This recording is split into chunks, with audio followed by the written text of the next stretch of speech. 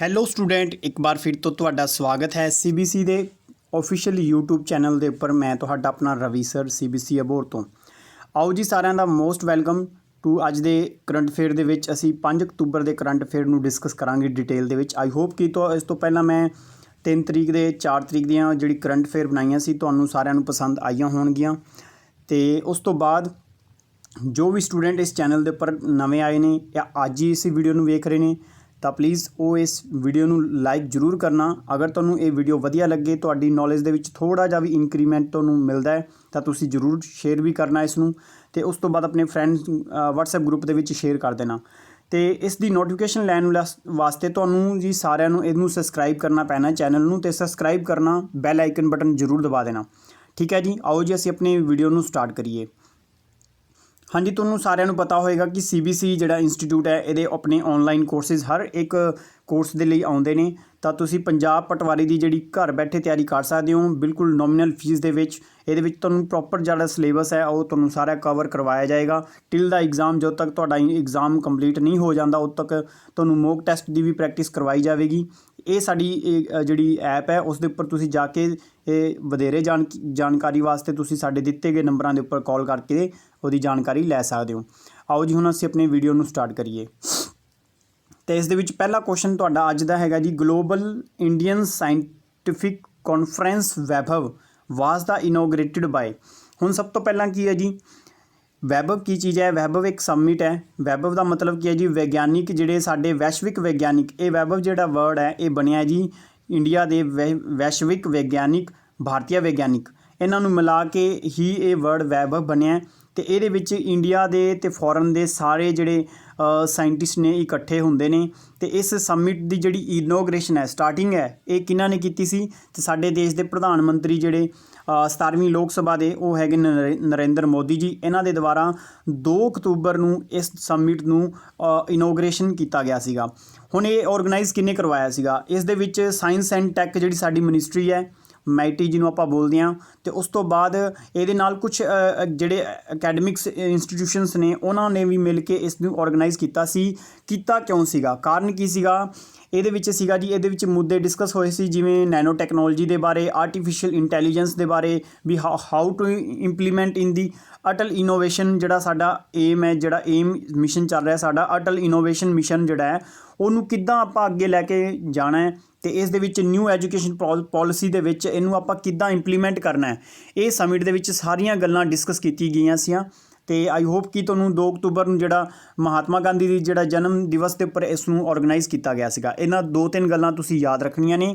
ਉਸ ਤੋਂ ਬਾਅਦ ਆਪਾਂ ਗੱਲ ਕਰੀਏ ਨਰਿੰਦਰ ਮੋਦੀ ਤੋਂ ਬਾਅਦ ਆਪਾਂ ਗੱਲ ਕਰਦੇ ਹਾਂ ਜੀ ਸਾਡੇ vice president M Venkaiah Naidu, ਜਿਨ੍ਹਾਂ ਨੂੰ ਐਕਸ ਆਫੀਸ਼ੀਓ ਚੇਅਰਮੈਨ ਵੀ ਬੋਲਿਆ ਜਾਂਦਾ, ਕਿਉਂਕਿ ਰਾਜ ਸਭਾ ਦੇ ਵਿੱਚ ਤੁਹਾਨੂੰ ਪਤਾ ਹੈ ਜੀ ਹੁਣ ਕਿਸਾਨ ਖੇਤੀ ਬਿੱਲ ਜਿਹੜੇ ਪਾਸ ਕੀਤੇ ਗਏ ਸੀਗੇ ਇਹ ਨਾਰਮਲ ਨਹੀਂ ਹੋਏ ਸੀਗੇ। ਇਹਨਾਂ ਨੂੰ ਆਰਡੀਨੈਂਸ ਲਿਆ ਕੇ ਪਾਸ ਕੀਤਾ ਗਿਆ ਸੀ, ਅਧਿਆਦੇਸ਼ ਜਾਰੀ ਕਰਕੇ ਕੀਤਾ ਗਿਆ ਸੀਗਾ। ਤਾਂ ਅਧਿਆਦੇਸ਼ ਤੋਂ ਇੱਕ ਕੁਐਸਚਨ ਤੁਸੀਂ ਨੋਟ ਕਰ ਲਓ, 123 ਨੰਬਰ ਜਿਹੜਾ ਆਰਟੀਕਲ ਹੁੰਦਾ ਹੈ ਉਸ ਦੇ ਵਿੱਚ ਅਧਿਆਦੇਸ਼ ਲਾਇਆ ਜਾਂਦਾ ਜਿਸ ਦੇ ਅਕੋਰਡਿੰਗ ਇਸ ਆਰਡੀਨੈਂਸ ਨੂੰ ਪਾਸ ਕੀਤਾ ਗਿਆ ਸੀਗਾ। ਠੀਕ ਹੈ ਜੀ। ਅਤੇ ਉਸ ਤੋਂ ਬਾਅਦ ਜਿਨ੍ਹਾਂ ਦੇ ਸਾਈਨ, ਤੁਹਾਨੂੰ ਪਤਾ ਹੈ ਦੇਸ਼ ਦੇ ਵਿੱਚ ਜਿਹੜਾ ਲਾਅ ਬਣਦਾ ਉਹ ਕਿਹਦੇ ਸਾਈਨ ਹੋਣ ਤੋਂ ਬਾਅਦ ਬਣਦਾ ਜੀ? ਸਾਡੇ ਦੇਸ਼ ਦੇ ਪ੍ਰੈਜ਼ੀਡੈਂਟ ਜਿਹੜੇ ਹੈਗੇ ਨੇ ਰਾਮਨਾਥ ਕੋਵਿੰਦ ਜੀ, ਇਹਨਾਂ ਦੇ ਸਾਈਨ ਹੋ ਕੇ ਇਹ ਜਿਹੜਾ ਲਾਅ ਬਣਿਆ ਸੀਗਾ। ਉਸ ਤੋਂ ਬਾਅਦ ਜਿਹੜੇ ਅਮਿਤ ਸ਼ਾਹ ਜੀ ਨੇ ਉਹ ਸਾਡੇ ਕੀ ਨੇ ਜੀ? ਗ੍ਰਹਿ ਮੰਤਰੀ ਨੇ, ਸਾਡੇ ਹੋਮ ਮਿਨਿਸਟਰੀ ਦੇ ਮਿਨਿਸਟਰ ਨੇ। ਠੀਕ ਹੈ ਜੀ। ਅਤੇ ਥੋੜ੍ਹੇ ਦਿਨ ਪਹਿਲਾਂ ਸਾਡੇ ਇੱਕ ਫਾਰਮਰ ਪ੍ਰੈਜ਼ੀਡੈਂਟ ਸਾਡੇ ਸੀਗੇ, ਉਹਨਾਂ ਦੀ ਡੈਥ ਹੋ ਗਈ ਸੀ, ਪ੍ਰਣਬ ਮੁਖਰਜੀ ਜੀ। ਉਹਨਾਂ ਨੂੰ ਵੀ ਤੁਸੀਂ ਯਾਦ ਰੱਖਣਾ ਹੈ। ਉਹ ਇੱਕ ਔਬਜਰੀ ਦੇ ਵਿੱਚ ਆਉਂਦਾ ਸਾਡਾ ਕੁਐਸਚਨ, ਅਤੇ ਉਹ ਵੀ ਤੁਸੀਂ ਯਾਦ ਰੱਖਿਆ ਜੀ। ਠੀਕ ਹੈ ਜੀ। ਅਤੇ ਉਹਨਾਂ ਦਾ ਆਉਂਦਾ ਜੀ 13ਵੇਂ ਨੰਬਰ ਦੇ ਉਹ ਪ੍ਰੈਜ਼ੀਡੈਂਟ ਸੀਗੇ, ਅਤੇ ਉਸ ਨੂੰ ਤੁਸੀਂ ਯਾਦ ਰੱਖਣਾ ਹੈ। ਨੈਕਸਟ ਕੁਐਸਚਨ ਦੀ ਗੱਲ ਕਰੀਏ, in which state has become the first successfully adopted ease of doing business reports. Ease of doing business report ਦਾ ਕੀ ਕਹਿੰਦੇ ਆ ਜੀ? ਇੱਕ ਤਾਂ ਵਰਲਡ ਬੈਂਕ ਜਿਹੜਾ ਹੁੰਦਾ ਉਹ ਜਾਰੀ ਕਰਦਾ ਹੈ, ਇੱਕ ਇੰਡੀਆ ਦੇ ਵਿੱਚ ਜਾਰੀ ਕਰਦਾ ਹੈ ਇਸ ਰਿਪੋਰਟ ਨੂੰ, ਜਿਹਦੇ ਵਿੱਚ ਸਟੇਟ ਦੀ ਲਿਸਟ ਬਣਦੀ ਹੈ। ਇਹਦੇ ਵਿੱਚ ਇਹ ਹੁੰਦਾ ਕਿ ਕਿੱਦਾਂ ਜਿਹੜੇ ਬਿਜ਼ਨਸਮੈਨ ਨੇ ਇੰਡੀਆ ਦੇ ਵਿੱਚ ਸੌਖੇ ਤਰੀਕੇ ਨਾਲ ਬਿਜ਼ਨਸ ਕਰ ਸਕਦੇ ਨੇ, ਜਿੱਦਾਂ ਉਹਨਾਂ ਵਾਸਤੇ ਵੀ ਫਾਰਮ ਰਜਿਸਟ੍ਰੇਸ਼ਨ ਕਿੱਦਾਂ ਕਰ ਸਕਦੇ ਨੇ, ਕਿੱਦਾਂ ਕੋਈ ਕੰਪਨੀ ਨੂੰ ਆਪਣੀ ਜਿਹੜੀ ਕੰਪਨੀਆਂ ਓਪਨ ਕਰ ਸਕਦੇ ਹੈ, ਉਹਦੇ ਵਾਸਤੇ ਮਿਨੀਮਮ ਟੂ ਮਿਨੀਮਮ ਜਿਹੜੀ ਗਵਰਨੈਂਸ ਹੋਵੇ ਤਾਂ ਕਿ ਉਹ ਈਜ਼ੀ ਤਰੀਕੇ ਨਾਲ ਆਪਣੀ ਜਿਹੜੀ ਪ੍ਰੋਜੈਕਟ ਨੂੰ ਲਗਾ ਸਕਣ, ਪ੍ਰੋਜੈਕਟ ਨੂੰ ਫਾਈਲ ਪਾਸ ਕਰਵਾ ਸਕਣ। ਤਾਂ ਮਤਲਬ ਰੈਡ ਟੈਪਿਜ਼ਮ ਜਿਹੜਾ ਹੁੰਦਾ ਉਹ ਘੱਟ ਹੋ ਜਾਵੇ। ਠੀਕ ਹੈ ਜੀ। ਉਹਦੇ ਵਾਸਤੇ ਜਿਹੜੀ ਸਟੇਟਸ ਨੇ ਇਹਨਾਂ ਦੇ ਵਿੱਚ ਕਿਹੜੀ ਸਟੇਟ ਨੇ ਟੌਪ ਕੀਤਾ ਹੈ? ਅਤੇ ਇਹਦੇ ਵਿੱਚ ਜਿਹੜਾ ਕੁਐਸਚਨ ਤੁਹਾਡਾ ਪੁੱਛਿਆ ਗਿਆ ਸੀਗਾ, ਇਹਦੇ ਵਿੱਚ ਆਂਧਰਾ ਪ੍ਰਦੇਸ਼ ਜਿਹੜੀ ਸਟੇਟ ਹੈ ਇਸ ਨੇ ਜੀ ਇਹ ਸਾਰੀਆਂ ਸਟੇਟਾਂ ਦੇ ਵਿੱਚੋਂ ਜਿਹੜੀਆਂ ਸਭ ਤੋਂ ਜ਼ਿਆਦਾ ਰਿਫਾਰਮਸ ਕੀਤੇ ਨੇ, ਸਭ ਤੋਂ ਜ਼ਿਆਦਾ ਸੌਖਾ ਬਿਜ਼ਨਸ ਕਰਨਾ ਹੁਣ ਇਸ ਟਾਈਮ ਦੇ ਉੱਪਰ ਜਿਹੜਾ ਹੈਗਾ ਆਂਧਰਾ ਪ੍ਰਦੇਸ਼ ਦੇ ਵਿੱਚ ਹੈਗਾ। ਠੀਕ ਹੈ ਜੀ। ਤੇ ਆਂਧਰਾ ਪ੍ਰਦੇਸ਼ ਦੀ ਆਪਾਂ ਗੱਲ ਕਰੀਏ ਤੇ ਆਂਧਰਾ ਪ੍ਰਦੇਸ਼ ਦੇ ਜਿਹੜੇ YRS ਜਿਹੜੇ ਇਹਨਾਂ ਦੇ ਜਗਨ ਮੋਹਨ ਰੈੱਡੀ ਜਿਹੜੇ ਇਹਨਾਂ ਦੇ CM ਨੇ। ਠੀਕ ਹੈ ਜੀ। ਇਹਦੀਆਂ 3 ਕੈਪੀਟਲ ਹੁਣੇ ਥੋੜ੍ਹੇ ਦਿਨ ਪਹਿਲਾਂ ਬਣਾਈ ਗਈਆਂ ਸੀਗੀਆਂ ਤੇ ਸਭ ਤੋਂ ਪਹਿਲੀ ਕੈਪੀਟਲ ਜਿਹੜੀ ਹੈਗੀ ਹੈ ਐਡਮਿਨਿਸਟ੍ਰੇਸ਼ਨ ਕੈਪੀਟਲ, ਜਿਹੜੀ ਐਡਮਿਨਿਸਟ੍ਰੇਟਿਵ ਜਿਹੜੀ ਕੈਪੀਟਲ ਹੈ ਉਹ ਹੈਗੀ ਜੀ ਵਿਸ਼ਾਖਾਪਟਨਮ ਤੁਸੀਂ ਨੋਟ ਕਰ ਲਓ। ਉਸ ਤੋਂ ਬਾਅਦ ਇੱਕ ਹੁੰਦੀ ਹੈ ਜੀ ਲੈਜਿਸਲੇਟਿਵ ਕੈਪੀਟਲ ਇਹਦੀ ਜਿਹੜੀ ਬਣਾਈ ਗਈ ਹੈ ਉਹ ਹੈ ਅਮਰਾਵਤੀ। ਤੇ ਥਰਡ ਜਿਹੜੀ ਇਹਦੀ ਕੈਪੀਟਲ ਬਣਾਈ ਗਈ ਹੈ ਜੀ ਜੁਡੀਸ਼ੀਅਲ ਕੈਪੀਟਲ ਜਿਹੜੀ ਹੈ ਕਰਨੂਲ ਡਿਸਟ੍ਰਿਕਟ ਇਹਨਾਂ ਦਾ ਜਿਹੜਾ ਹੈ, ਉੱਥੇ ਇਹਦੀ 3 ਕੈਪੀਟਲ ਬਣਾਈ ਗਈਆਂ ਨੇ। ਇਹ ਤੁਸੀਂ ਯਾਦ ਰੱਖਣਾ, ਇਹ ਪਹਿਲੀ ਸਟੇਟ ਹੈ ਜਿਹੜੀ 3 ਕੈਪੀਟਲ ਜਿਹਨੇ ਬਣਾਈਆਂ ਨੇ। YRS ਜਗਨ ਮੋਹਨ ਰੈੱਡੀ ਇਹਦੇ CM ਸੀਗੇ ਤੇ ਗਵਰਨਰ ਜਿਹੜੇ ਨੇ ਵਿਸ਼ਵਭੂਸ਼ਣ ਹਰੀਚੰਦਨ ਜਿਹੜੇ ਨੇ ਇਹਨਾਂ ਦੇ ਕੀ ਨੇ, ਵਿਸ਼ਵਭੂਸ਼ਣ ਹਰੀਚੰਦਨ ਇਹਨਾਂ ਦੇ ਜਿਹੜੇ ਕੀ ਨੇ ਜੀ ਗਵਰਨਰ ਨੇ। ਠੀਕ ਹੈ ਜੀ। ਉਸ ਤੋਂ ਬਾਅਦ ਆਪਾਂ ਇਹਦੀ ਗੱਲ ਕਰੀਏ ਤਾਂ ਜਿਹੜਾ ਇਹਦੇ ਵਿੱਚ ਸਭ ਤੋਂ ਪਹਿਲਾਂ ਇਹਦੀ ਜਿਹੜੀ ਕੈਪੀਟਲ ਸੀ ਉਹ ਹੈਗੀ ਸੀ ਹੈਦਰਾਬਾਦ, ਜਿਹੜੀ 2024 ਤੱਕ ਇਹਨਾਂ ਦਾ ਹੋਣਾ ਸੀਗਾ ਵੀ ਉਹ, ਕਿਉਂਕਿ ਕੈਪੀਟਲ ਬਣ ਗਈ ਤੇਲੰਗਾਨਾ ਦੀ। ਤੇ ਉਸ ਤੋਂ ਬਾਅਦ ਇਹਦੀ ਨਿਊ ਕੈਪੀਟਲ ਬਣ ਗਈ ਹੈ ਅਮਰਾਵਤੀ। ਤੇ ਅਮਰਾਵਤੀ ਜਿਹੜੀ ਹੈ ਉਹ ਅਮਰਾਵਤੀ ਰਿਵਰ ਦੇ ਉੱਪਰ ਹੀ ਇਹਨੂੰ ਬਣਾਇਆ ਗਿਆ। ਤੇ ਅਮਰਾਵਤੀ ਨੂੰ ਜਿਹੜਾ ਸਮਾਰਟ ਸਿਟੀ ਬਣਾਉਣ ਦਾ ਜਿਹੜਾ ਪ੍ਰੋਜੈਕਟ ਹੈ ਉਹ ਸਿੰਗਾਪੁਰ ਨੇ ਅਡੋਪਟ ਕੀਤਾ ਜੀ। ਸਿੰਗਾਪੁਰ ਇਸ ਨੂੰ ਸਮਾਰਟ ਸਿਟੀ ਬਣਾ ਰਿਹਾ। ਠੀਕ ਹੈ ਜੀ। ਇਹ ਵੀ ਤੁਸੀਂ ਨੋਟ ਕਰ ਲੈਣਾ। ਉਸ ਤੋਂ ਬਾਅਦ ਆਪਾਂ ਗੱਲ ਕਰੀਏ ਦੇਸ਼ ਦੇ ਵਿੱਚ ਨਾ, ਪਹਿਲੀ ਜਿਹੜਾ ਆਂਧਰਾ ਪ੍ਰਦੇਸ਼ ਦੀ ਹੀ ਗੱਲ ਕਰ ਰਹੇ ਹਾਂ। ਆਂਧਰਾ ਪ੍ਰਦੇਸ਼ ਨੇ ਕਾफ़ੀ ਚੀਜ਼ਾਂ ਦੇ ਵਿੱਚ ਮਤਲਬ ਇਹਨਾਂ ਨੇ ਕਾफ़ੀ ਜਿਹੜੀ ਸਕੀਮਸ ਨੇ ਲਾਂਚ ਕੀਤੀਆਂ ਨੇ। ਇਹਨਾਂ ਨੇ ਕੋਵਿਡ ਦੇ ਟਾਈਮ 'ਤੇ ਜਦੋਂ ਆਇਆ ਸੀ, COVID-19 ਜਦੋਂ ਆਇਆ ਉਸ ਦੇ ਟਾਈਮ 'ਤੇ ਇਹਨਾਂ ਨੇ ਕੋਵਿਡ ਫਾਰਮਾ ਨਾਮ ਦੀ ਇੱਕ ਐਪਲੀਕੇਸ਼ਨ ਲਾਂਚ ਕੀਤੀ ਸੀ। ਇਹ ਵੀ ਤੁਸੀਂ ਨੋਟ ਕਰਨਾ ਹੈ। ਠੀਕ ਹੈ ਜੀ। ਤੇ ਯਾਦ ਰੱਖਿਆ ਜੇ ਚਾਈਲਡ ਐਂਡ ਵੂਮੈਨ ਜਿਹੜੇ ਹੈਗੇ ਨੇ ਉਹਨਾਂ ਨੂੰ ਸਾਈਬਰ ਅਟੈਕ ਤੋਂ ਰੋਕਣ ਵਾਸਤੇ ਇਹਨਾਂ ਨੇ ਜਿਹੜਾ ਆਪਰੇਸ਼ਨ ਚਲਾਇਆ ਸੀਗਾ ਈ ਰਕਸ਼ਾ ਬੰਧਨ ਇਹਨਾਂ ਨੇ ਆਪਰੇਸ਼ਨ ਚਲਾਇਆ ਸੀਗਾ। ਠੀਕ ਹੈ ਜੀ। ਤੇ ਇੱਕ ਆਪਰੇਸ਼ਨ ਇਹਨਾਂ ਨੇ ਹੋਰ ਵੀ ਚਲਾਇਆ ਸੀਗਾ, ਜਿਹੜੇ ਬੱਚੇ ਗੁੰਮਸ਼ੁਦਾ ਹੋ ਜਾਂਦੇ ਨੇ, ਜਿਹੜੇ ਗੁੰਮ ਜਾਂਦੇ ਨੇ ਜਿਹੜੇ ਬੱਚੇ, ਉਹਨਾਂ ਨੂੰ ਤਲਾਸ਼ ਕਰਨ ਵਾਸਤੇ ਉਹਨਾਂ ਨੂੰ, ਤੇ ਇਹਨਾਂ ਨੇ ਆਪਰੇਸ਼ਨ ਮੁਸਕਾਨ ਜਿਹੜਾ ਚਲਾਇਆ ਸੀਗਾ। ਠੀਕ ਹੈ ਜੀ। ਇਹ ਵੀ ਤੁਸੀਂ ਯਾਦ ਰੱਖਣਾ ਹੈ।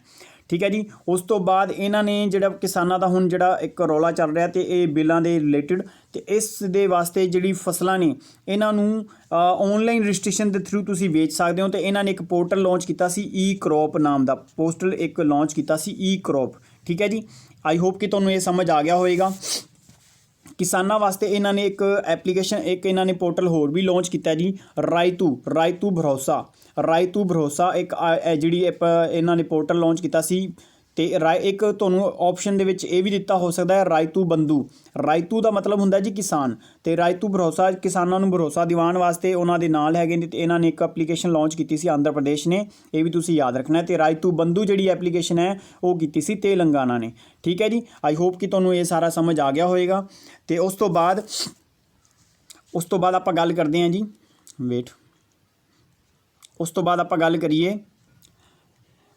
ਆਪਾਂ ਗੱਲ ਕਰਦੇ ਹਾਂ ਸਟੂਡੈਂਟਸ ਕਿ ਜਿਹੜਾ ਈਜ਼ੀ ਆਫ ਡੂਇੰਗ ਬਿਜ਼ਨਸ ਜਿਹੜਾ ਰਿਪੋਰਟ ਹੈ, ਇਸ ਦੇ ਵਿੱਚ ਜਿਹੜਾ ਪਹਿਲੇ ਨੰਬਰ 'ਤੇ ਆਂਧਰਾ ਪ੍ਰਦੇਸ਼ ਆਇਆ। ਤੇ ਉਸ ਤੋਂ ਬਾਅਦ ਤੁਹਾਨੂੰ ਪੁੱਛ ਸਕਦਾ ਕਿ ਪਹਿਲੇ 3 ਰਾਜ ਵੀ ਦੇ ਸਕਦਾ, ਤਾਂ ਪਹਿਲੇ 3-4 ਰਾਜ ਦਿੱਤੇ ਹੋਣ ਤੇ ਉਹਦੇ ਵਿੱਚ ਤੁਹਾਨੂੰ ਜੱਜ ਕਰਨਾ ਈਜ਼ੀ ਹੋ ਜਾਊਗਾ। ਤੇ ਸੈਕਿੰਡ ਨੰਬਰ 'ਤੇ ਤੁਹਾਡਾ ਰਿਹਾ ਜੀ UP ਸਟੇਟ। ਠੀਕ ਹੈ ਜੀ।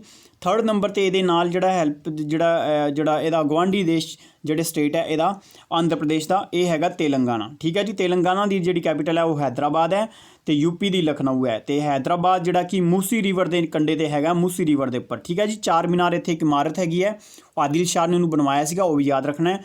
UP ਜਿਹੜਾ ਸਟੇਟ ਹੈ UP ਦੀ ਲਖਨਊ ਹੈ ਤੇ ਇਹ ਗੋਮਤੀ ਰਿਵਰ ਦੇ ਕੰਢੇ 'ਤੇ ਹੈਗਾ, ਇਹਨੂੰ ਯਾਦ ਰੱਖਿਆ, ਨਵਾਬਾਂ ਦਾ ਸ਼ਹਿਰ ਬੋਲਦੇ ਆਪਾਂ। ਠੀਕ ਹੈ ਜੀ।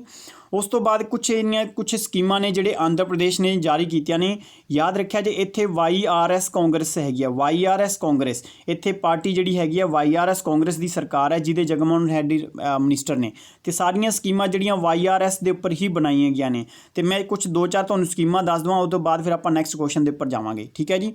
ਇਹਦੇ ਵਿੱਚ ਸਭ ਤੋਂ ਪਹਿਲੀ ਜਿਹੜੀ ਸਕੀਮ ਹੈ YRS, ਮੈਂ ਸਾਰੀ ਇੱਦਾਂ ਹੀ ਬੋਲੂँਗਾ, YRS ਜਿਹੜਾ ਜਲ ਕਲਾ ਨਾਮ ਦੀ ਇੱਕ ਜਿਹੜੀ ਸਕੀਮ ਇਹਨਾਂ ਨੇ ਲਾਂਚ ਕੀਤੀ ਸੀ ਜਲ ਨੂੰ ਸੰਰਕਸ਼ਣ ਕਰਨ ਵਾਸਤੇ। ਠੀਕ ਹੈ ਜੀ। ਬਚਾਉਣ ਵਾਸਤੇ ਇਹਨਾਂ ਨੇ ਇੱਕ ਸਕੀਮ ਲਾਂਚ ਕੀਤੀ ਸੀ YRS ਜਲ ਕਲਾ। ਠੀਕ ਹੈ ਜੀ। ਤੇ ਉਸ ਤੋਂ ਬਾਅਦ YRS ਆਸਰਾ ਨਾਮ ਦੀ ਵੀ ਸਕੀਮ ਇਹਨਾਂ ਨੇ ਲਾਂਚ ਕੀਤੀ ਸੀ, ਇਹ ਵੀ ਤੁਸੀਂ ਯਾਦ ਰੱਖਣਾ ਹੈ। YRS ਆਸਰਾ, ਇਹ ਵੀ ਇਹਨਾਂ ਨੇ ਲਾਂਚ ਕੀਤੀ ਸੀ। ਉਸ ਤੋਂ ਬਾਅਦ ਆਪਾਂ ਗੱਲ ਕਰੀਏ ਇਹਨਾਂ ਨੇ ਸੰਪੂਰਨ YRS ਸੰਪੂਰਨ ਨਿਊਟ੍ਰੀਸ਼ਨ ਦੇ ਨਾਮ ਦੇ ਵੀ ਇੱਕ ਸਕੀਮ ਲਾਂਚ ਕੀਤੀ ਸੀ। ਇਹ ਵੀ ਤੁਸੀਂ ਯਾਦ ਰੱਖਣਾ ਹੈ, ਠੀਕ ਹੈ ਜੀ। ਤੇ ਇਹ ਤੁਸੀਂ ਨੋਟ ਕਰ ਲਿਆ ਜੀ। ਤੇ ਉਸ ਤੋਂ ਬਾਅਦ ਲੈਂਗੁਏਜ ਦੇ ਆਧਾਰ ਤੇ ਬਣਨ ਵਾਲਾ ਇਹ ਕਿਹੜਾ ਸਟੇਟ ਹੈ ਜੀ? ਇਹ ਪਹਿਲਾ ਸਟੇਟ ਹੈ। ਲੈਂਗੁਏਜ ਦੇ ਆਧਾਰ ਤੇ ਬਣਨ ਵਾਲਾ ਇੰਡੀਆ ਦੇ 1947 ਚ ਜਦੋਂ ਆਜ਼ਾਦ ਹੋਇਆ ਸੀ ਉਸ ਟਾਈਮ ਦੇ ਉੱਪਰ ਬਣਨ ਵਾਲਾ ਇਹ ਪਹਿਲਾ ਸਟੇਟ ਸੀਗਾ। ਆਈ ਹੋਪ ਕਿ ਤੁਹਾਨੂੰ ਇਹ ਸਮਝ ਆ ਗਿਆ ਹੋਵੇਗਾ। ਉਸ ਤੋਂ ਬਾਅਦ ਆਪਾਂ ਨੈਕਸਟ ਕੁਐਸਚਨ ਦੇ ਉੱਪਰ ਚੱਲਦੇ ਹਾਂ, ਠੀਕ ਹੈ ਜੀ। ਉੜੀਸਾ ਦੀ ਰਾਜਧਾਨੀ ਭੁਵਨੇਸ਼ਵਰ ਹੈਗੀ ਹੈ। ਜਿਹੜੀ ਸੈਕਿੰਡ ਸਾਡੀ ਕਿਹੜੀ ਸਿਟੀ ਹੈ? ਪਲੈਨਡ ਸਿਟੀ ਹੈ। ਪਹਿਲੀ ਚੰਡੀਗੜ੍ਹ ਸੀਗੀ, ਠੀਕ ਹੈ ਜੀ। ਉਹਨੂੰ ਡ੍ਰੀਮ ਸਿਟੀ ਬੋਲਿਆ ਜਾਂਦਾ ਹੈ। ਉਸ ਤੋਂ ਬਾਅਦ ਆਪਾਂ ਨੈਕਸਟ ਕੁਐਸਚਨ ਦੇ ਉੱਪਰ ਚੱਲਦੇ ਹਾਂ। ਵੇਅਰ ਵਾਜ਼ ਦਾ ਰੇਡੀਓ ਪ੍ਰਿਜ਼ਨ ਲਾਂਚ ਇਨ ਦੀ ਵਿਚ ਸਟੇਟ ਸਿਟੀ?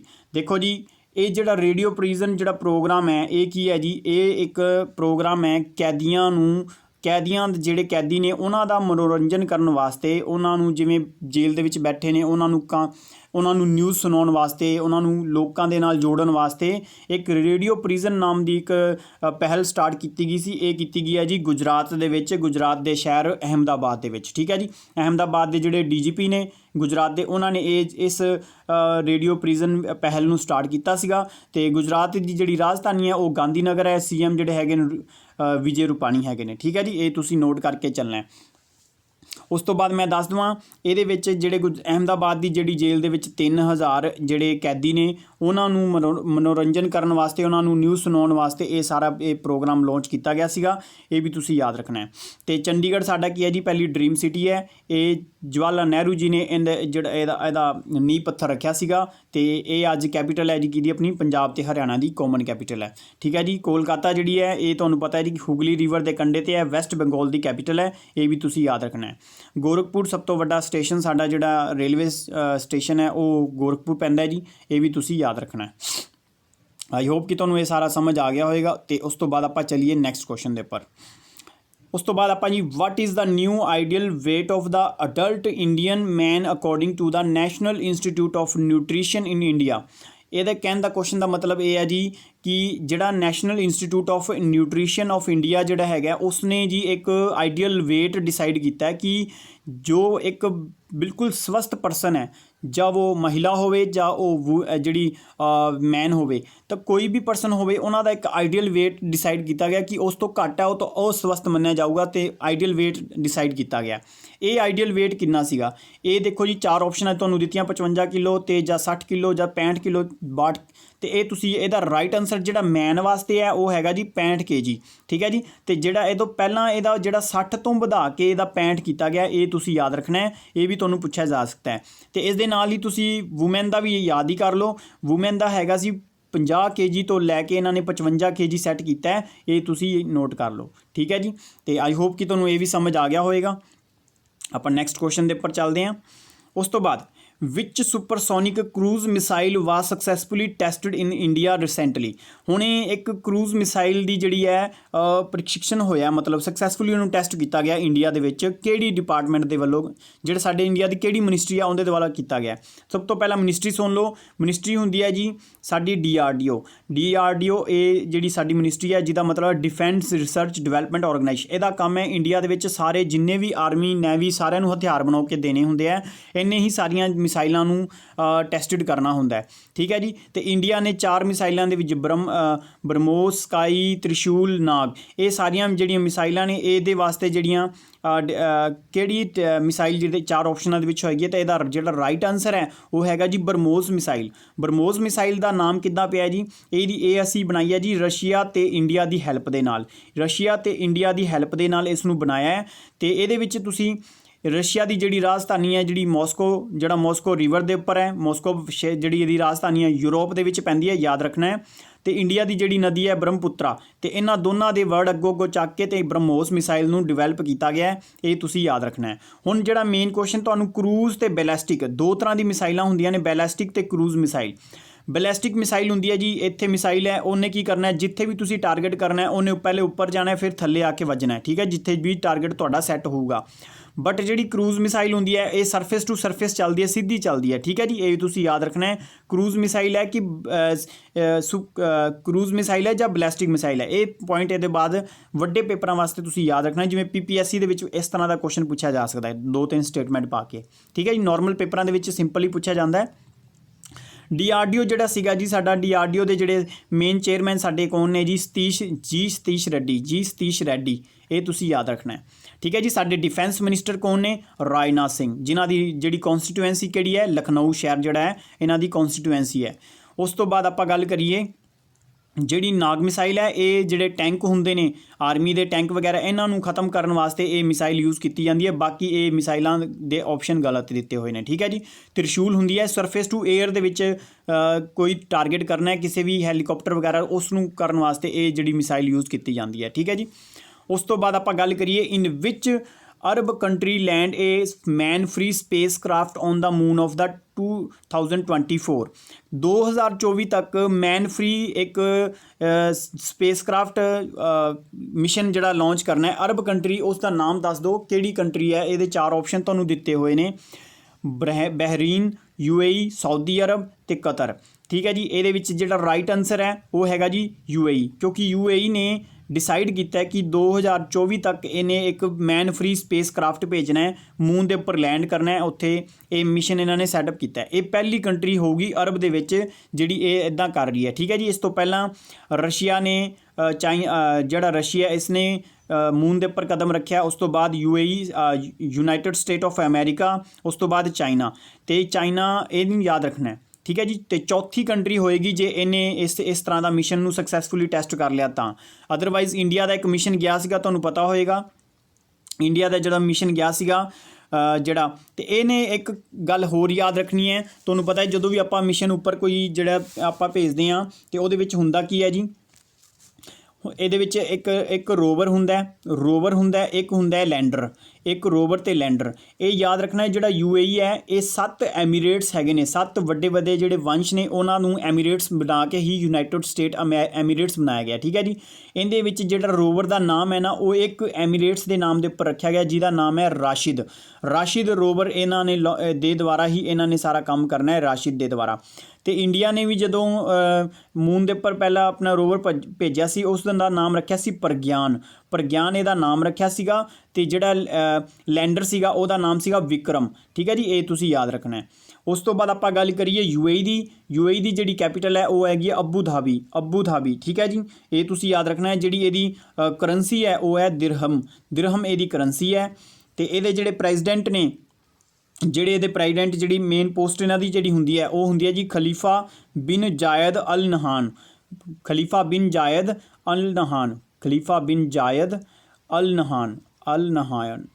ਠੀਕ ਹੈ ਜੀ। ਇਹ ਤੁਸੀਂ ਯਾਦ ਰੱਖਣਾ ਹੈ, ਥੋੜ੍ਹਾ ਜਿਹਾ ਸਰਚ ਕਰ ਲਿਆ ਜੇ। ਉਸ ਤੋਂ ਬਾਅਦ ਇਹ ਜਿਹੜਾ UAE ਦੇ ਵਿੱਚ ਤੁਹਾਨੂੰ ਪਤਾ ਹੈ ਇਸ ਟਾਈਮ 'ਤੇ ਸਾਡਾ IPL ਚੱਲ ਰਿਹਾ, ਕਿੱਥੇ ਚੱਲ ਰਿਹਾ? ਇਹਦਾ ਇੱਕ ਸ਼ਹਿਰ ਹੈ ਜੀ ਦੁਬਈ ਦੇ ਵਿੱਚ ਚੱਲ ਰਿਹਾ। ਦੁਬਈ ਦੇ ਵਿੱਚ ਹੀ ਸਾਡੀ ਇੰਟਰਨੈਸ਼ਨਲ ਕ੍ਰਿਕਟ ਕਾਊਂਸਿਲ ਦਾ ਹੈੱਡਕੁਆਟਰ ਵੀ ਹੈ, ਇੱਥੇ ਯਾਦ ਰੱਖਣਾ ਦੁਬਈ ਦੇ ਵਿੱਚ ਇਹਦਾ ਹੈੱਡਕੁਆਟਰ। ਪੇਪਰਾਂ ਦੇ ਵਿੱਚ ਕਈ ਵਾਰੀ ਪੁੱਛਿਆ ਜਾਂਦਾ ਹੈ, ਇਸ ਨੂੰ ਤੁਸੀਂ ਨੋਟ ਕਰਕੇ ਚੱਲਣਾ ਹੈ, ਠੀਕ ਹੈ ਜੀ। ਉਸ ਤੋਂ ਬਾਅਦ ਆਪਾਂ ਗੱਲ ਕਰੀਏ ਨੈਕਸਟ ਕੁਐਸਚਨ ਦੇ ਉੱਪਰ ਚੱਲਦੇ ਹਾਂ। ਤੇ ਹਾਂਜੀ, ਤੇ ਇੱਕ ਕੁਐਸਚਨ ਤੁਹਾਨੂੰ ਦੱਸਣਾ ਰਹਿ ਗਿਆ। ਹਾਂਜੀ, ਤੁਹਾਨੂੰ ਪਤਾ ਹੋਏਗਾ ਬਹਿਰੀਨ ਤੇ UAE ਨੇ ਇੱਕ ਸਮਝੌਤਾ ਕੀਤਾ ਸੀਗਾ, ਹੁਣੇ ਲੇਟੈਸਟ ਰੀਸੈਂਟਲੀ ਇਹ MOU ਸਾਈਨ ਕੀਤਾ ਸੀਗਾ। ਇੱਕ ਇਜ਼ਰਾਈਲ ਜਿਹੜੀ ਕੰਟਰੀ ਹੈ ਜਿਹਦੀ ਰਾਜਧਾਨੀ ਜੈਰੂਸ਼ਲਮ ਹੈ, ਇਸ ਨੂੰ ਇਜ਼ਰਾਈਲ ਨੂੰ ਇੱਕ ਯਹੂਦੀਆਂ ਦਾ ਦੇਸ਼ ਬੋਲਿਆ ਜਾਂਦਾ ਹੈ, ਤੇ ਇਸ ਨੂੰ ਇੱਕ ਦੇਸ਼ ਦਾ ਦਰਜਾ ਦਿੱਤਾ ਗਿਆ ਹੈ ਦੋਨੇ ਦੇਸ਼ਾਂ ਦੇ ਦੁਆਰਾ, ਠੀਕ ਹੈ ਜੀ। ਇੱਥੋਂ ਦੋਨੇ ਫਿਰ ਸਾਊਦੀ ਅਰਬ ਇੱਥੋਂ ਨਾਰਾਜ਼ ਹੋ ਗਿਆ ਸੀਗਾ, ਤੇ UAE ਤੇ ਬਹਿਰੀਨ ਇਹ ਤੁਸੀਂ 2 ਦੇਸ਼ ਯਾਦ ਰੱਖਣੇ। ਇਹਦੇ ਕੁਐਸਚਨ ਪੁੱਛਿਆ ਜਾ ਸਕਦਾ ਤੁਹਾਨੂੰ ਇਜ਼ਰਾਈਲ ਦੇ ਰਿਲੇਟਡ, ਠੀਕ ਹੈ ਜੀ। ਇਹ ਤੁਸੀਂ ਯਾਦ ਰੱਖਿਆ ਜੀ। ਉਸ ਤੋਂ ਬਾਅਦ ਆਪਾਂ ਨੈਕਸਟ ਕੁਐਸਚਨ ਦੇ ਉੱਪਰ ਚੱਲਦੇ ਹਾਂ। In which city will be host the 2023 world table tennis championship. ਹਾਂਜੀ, ਇਹ ਜਿਹੜੀ ਚੈਂਪੀਅਨਸ਼ਿਪ ਹੈ ਟੇਬਲ ਟੈਨਿਸ ਚੈਂਪੀਅਨਸ਼ਿਪ ਹੈ, ਇਹ ਕਿੱਥੇ ਆਰਗੇਨਾਈਜ਼ ਹੋਣੀ ਹੈ? 2023 ਦੇ ਵਿੱਚ। ਇਹ ਜਿਹੜੀ ਚੈਂਪੀਅਨਸ਼ਿਪ ਹੋਣੀ ਹੈ ਜੀ ਡਰਬਨ ਦੇ ਵਿੱਚ। ਇਹ ਡਰਬਨ ਨਹੀਂ ਹੈਗਾ, ਇਹ ਡਰਬਨ ਹੈਗਾ, ਠੀਕ ਹੈ ਜੀ। ਇਹ ਤੁਸੀਂ ਯਾਦ ਰੱਖਣਾ ਹੈ। ਉਸ ਤੋਂ ਬਾਅਦ ਇਹ ਕਿੱਥੇ ਹੈਗਾ ਜੀ? ਇਹ ਸਾਊਥ ਅਫਰੀਕਾ ਦਾ ਇੱਕ ਸਿਟੀ ਹੈਗਾ, ਸਾਊਥ ਅਫਰੀਕਾ ਦਾ। ਹਾਂਜੀ, ਵਰਲਡ ਇਹ ਜਿਹੜਾ ਸਿਟੀ ਹੈ ਇਹ ਇੱਦਾਂ ਕਰਨ ਵਾਲਾ 81 ਸਾਲ ਬਾਅਦ ਇਸ ਨੂੰ ਮੌਕਾ ਮਿਲਿਆ ਕਿ ਕਿਉਂਕਿ ਇਸ ਤੋਂ ਪਹਿਲਾਂ ਜਿਹੜਾ ਵਰਲਡ ਟੇਬਲ ਟੈਨਿਸ ਦਾ ਜਿਹੜਾ ਪਹਿਲਾ ਖਿਤਾਬ ਹੋਇਆ ਸੀ ਅਫਰੀਕਾ ਕੰਟੀਨੈਂਟ ਦੇ ਵਿੱਚ, ਅਫਰੀਕਾ ਦੇ ਵਿੱਚ ਹੋਣ ਵਾਲਾ ਇਹ ਸੈਕਿੰਡ ਟਾਈਮ ਹੈ, ਬਟ ਅਫਰੀਕਾ ਦੇ ਵਿੱਚ ਪਹਿਲਾਂ ਵੀ ਹੋ ਚੁੱਕਿਆ। ਇਹ ਹੋਇਆ ਸੀ ਕੈਰੋ ਸਿਟੀ ਦੇ ਵਿੱਚ। ਕੈਰੋ ਸਿਟੀ ਕਿੱਥੇ ਹੈ? ਕੈਰੋ ਸਿਟੀ ਜਿਹੜੀ ਹੈ ਇਹ ਹੈਗੀ ਹੈ ਤੁਹਾਡੀ ਆਪਣੇ ਇਜਿਪਟ ਦੇ ਵਿੱਚ, ਠੀਕ ਹੈ ਜੀ, ਇਜਿਪਟ ਦੇ ਵਿੱਚ। ਤੇ ਇਹ ਐਸੀ ਸਿਟੀ ਹੈ ਜਿਹੜੀ 24 ਘੰਟੇ ਚੱਲਦੀ ਹੈ, ਠੀਕ ਹੈ ਜੀ, ਦਿਨ ਰਾਤ ਚੱਲਦੀ ਹੈ, ਤੇ ਇਹ ਤੁਸੀਂ ਯਾਦ ਰੱਖਣਾ ਹੈ। ਤੇ ਇਹਦੀ ਜਿਹੜੀ ਇजिप्ट ਦੀ ਰਾਜਧਾਨੀ ਜਿਹੜੀ ਹੈ ਕਾਹਿਰਾ, ਠੀਕ ਹੈ, ਇਹ ਯਾਦ ਰੱਖਿਆ ਜੀ। ਉਸ ਤੋਂ ਬਾਅਦ ਇੱਕ ਬਰਲਿਨ ਹੈਗਾ, ਇਹ ਇੱਥੇ ਬਰਲਿਨ ਸੀਗਾ, ਸੌਰੀ ਇੱਥੇ ਬਰਲਿਨ ਸੀਗਾ, ਤੇ ਬਰਲਿਨ ਤੁਹਾਨੂੰ ਪਤਾ ਹੋਏਗਾ ਜਰਮਨੀ ਦੇ ਵਿੱਚ ਹੈਗਾ, ਇਹ ਵੀ ਤੁਸੀਂ ਯਾਦ ਰੱਖਿਆ ਜੀ। ਤੇ ਇੱਕ ਦੁਬਈ ਜਿਹੜਾ ਹੈਗਾ ਜਿੱਥੇ IPL ਚੱਲਦਾ ਪਿਆ, ਠੀਕ ਹੈ ਜੀ, ਇਹ ਮੈਂ ਤੁਹਾਨੂੰ ਦੱਸਿਆ ਆਪਸ਼ਨ ਯਾਦ ਕਰਾ ਦਵਾਂ। ਬਾਰ-ਬਾਰ ਤੁਸੀਂ ਇਸ ਚੀਜ਼ ਨੂੰ ਰਿਪੀਟ ਕਰੋਗੇ, ਜੀਕੇ ਨੂੰ। ਜੀਕੇ ਇੱਕ ਐਸੀ ਚੀਜ਼ ਹੈ ਜਿਸ ਨੂੰ ਬਾਰ-ਬਾਰ ਰਿਪੀਟ ਕਰਨ ਦੇ ਨਾਲ ਹੀ ਪਰਫੈਕਟ ਹੋ ਸਕਦੇ ਹਾਂ, ਠੀਕ ਹੈ ਜੀ। ਤੇ ਮੈਂ ਆਪਸ਼ਨ ਵੀ ਇੱਦਾਂ ਦੇ ਲਗਾਏ ਨੇ ਤਾਂ ਕਿ ਤੁਹਾਨੂੰ ਬਾਰ-ਬਾਰ ਉਸ ਚੀਜ਼ ਨੂੰ ਰਿਪੀਟ ਕਰਨਾ ਤੁਹਾਡਾ ਆਸਾਨ ਹੋ ਜਾਵੇ। ਉਸ ਤੋਂ ਬਾਅਦ ਆਪਾਂ ਨੈਕਸਟ ਕੁਐਸਚਨ 'ਤੇ ਚੱਲੀਏ। ਉਸ ਤੋਂ ਬਾਅਦ ਦੇਖੋ ਜੀ, which country will be operate the port of Sittwe by the India. ਦੇਖੋ ਜੀ, ਇੰਡੀਆ ਨੇ ਹੁਣ ਸਿਤਵੇ ਪੋਰਟ ਨੂੰ ਆਪਰੇਟ ਕਰਨਾ ਹੈ, ਸਿਤਵੇ ਪੋਰਟ ਨੂੰ। ਤੇ ਇਹ ਸਿਤਵੇ ਪੋਰਟ ਹੈ ਕਿੱਥੇ? ਸਿਤਵੇ ਪੋਰਟ ਹੈਗਾ ਜੀ ਮਿਆਂਮਾਰ ਦੇ ਵਿੱਚ। ਮਿਆਂਮਾਰ ਦੇ ਵਿੱਚ ਜਿਹੜੀ ਇਹ ਮਿਆਂਮਾਰ ਦੀ ਜਿਹੜੀ ਕੈਪੀਟਲ ਹੈ ਉਹਦੇ ਨਾਲ ਹੀ ਇਹ ਸਿਤਵੇ ਪੋਰਟ ਪਾਇਆ ਜਾਂਦਾ ਹੈ। ਤੇ ਸਿਤਵੇ ਪੋਰਟ ਇਸ ਤੋਂ ਪਹਿਲਾਂ ਇੰਡੀਆ ਨੇ ਆਪਰੇਟ ਜਿਹੜਾ ਕਰਨਾ ਸੀ ਉਹ ਛਬਾਰ ਪੋਰਟ ਸੀਗਾ। ਛਬਾਰ ਪੋਰਟ ਕਿੱਥੋਂ ਦਾ ਹੈਗਾ ਜੀ? ਛਬਾਰ ਪੋਰਟ ਹੈਗਾ ਜੀ ਈਰਾਨ ਦਾ। ਤੇ ਇੰਡੀਆ ਨੂੰ ਕਾਊਂਟਰ ਅਟੈਕ ਕਰਨ ਵਾਸਤੇ ਚਾਈਨਾ ਨੇ ਵੀ ਇੱਕ ਪੋਰਟ ਇੱਥੇ ਬਣਾਇਆ ਸੀਗਾ, ਉਹਦਾ ਨਾਮ ਸੀਗਾ ਪਾਕਿਸਤਾਨ ਦੇ ਵਿੱਚ ਗਵਾਦਰ ਪੋਰਟ, ਠੀਕ ਹੈ ਜੀ। ਤੇ ਇੰਡੀਆ ਨੇ ਫਿਰ ਇਹ ਤੁਹਾਨੂੰ ਪਤਾ ਹੋਏਗਾ, ਪਹਿਲੇ ਮੈਂ ਤੁਹਾਨੂੰ ਇਹਦੇ ਬਾਰੇ ਸਿਤਵੇ ਪੋਰਟ ਦੇ ਬਾਰੇ ਦੱਸਦਾ। ਇੰਡੀਆ ਇੱਦਾਂ ਕਰਨ ਵਾਲਾ ਇਹ ਸੈਕਿੰਡ ਪੋਰਟ ਹੈ, ਸਾਡੇ ਇੰਡੀਆ ਦਾ ਸੈਕਿੰਡ ਪੋਰਟ ਅਸੀਂ ਇੰਡੀਆ ਇੱਦਾਂ ਆਪਰੇਟ ਕਰ ਰਿਹਾ। ਤੇ ਉਸ ਤੋਂ ਬਾਅਦ ਮੈਂ ਤੁਹਾਨੂੰ ਇੱਕ ਚੀਜ਼ ਹੋਰ ਦੱਸਦਾ, ਇਸੇ ਪੋਰਟ ਦੇ ਉੱਪਰ ਗੱਲ ਆ ਗਈ ਤਾਂ ਜਿਵੇਂ ਸਾਡਾ ਤੁਸੀਂ ਦੇਖੋਗੇ ਇਹ ਇੰਡੀਆ ਦਾ ਇਹ ਜਿਹੜਾ ਇਹ ਇੱਦਾਂ ਪਾਰਟ ਹੈ, ਇਹ ਥੱਲੇ ਸ਼੍ਰੀਲੰਕਾ ਹੈ। ਤੇ ਇੰਡੀਆ ਦਾ ਜਿਹੜਾ ਆਹ ਸਾਊਥ ਵਾਲੇ ਪਾਰਟ ਜਿਹੜਾ ਨਾਰਥ ਈਸਟ ਵਾਲੇ ਜਿਹੜੇ 7 ਸਟੇਟਾਂ ਹੈਗੇ ਜਿਹਨੂੰ 7 ਸਿਸਟਰ ਬੋਲਦੇ ਆ, ਤੇ 8ਵੀਂ ਸਟੇਟ ਇਹਦੇ ਵਿੱਚ ਸਿੱਕਿਮ ਰਾਜ ਵੀ ਮਿਲ ਚੁੱਕਿਆ ਹੈ।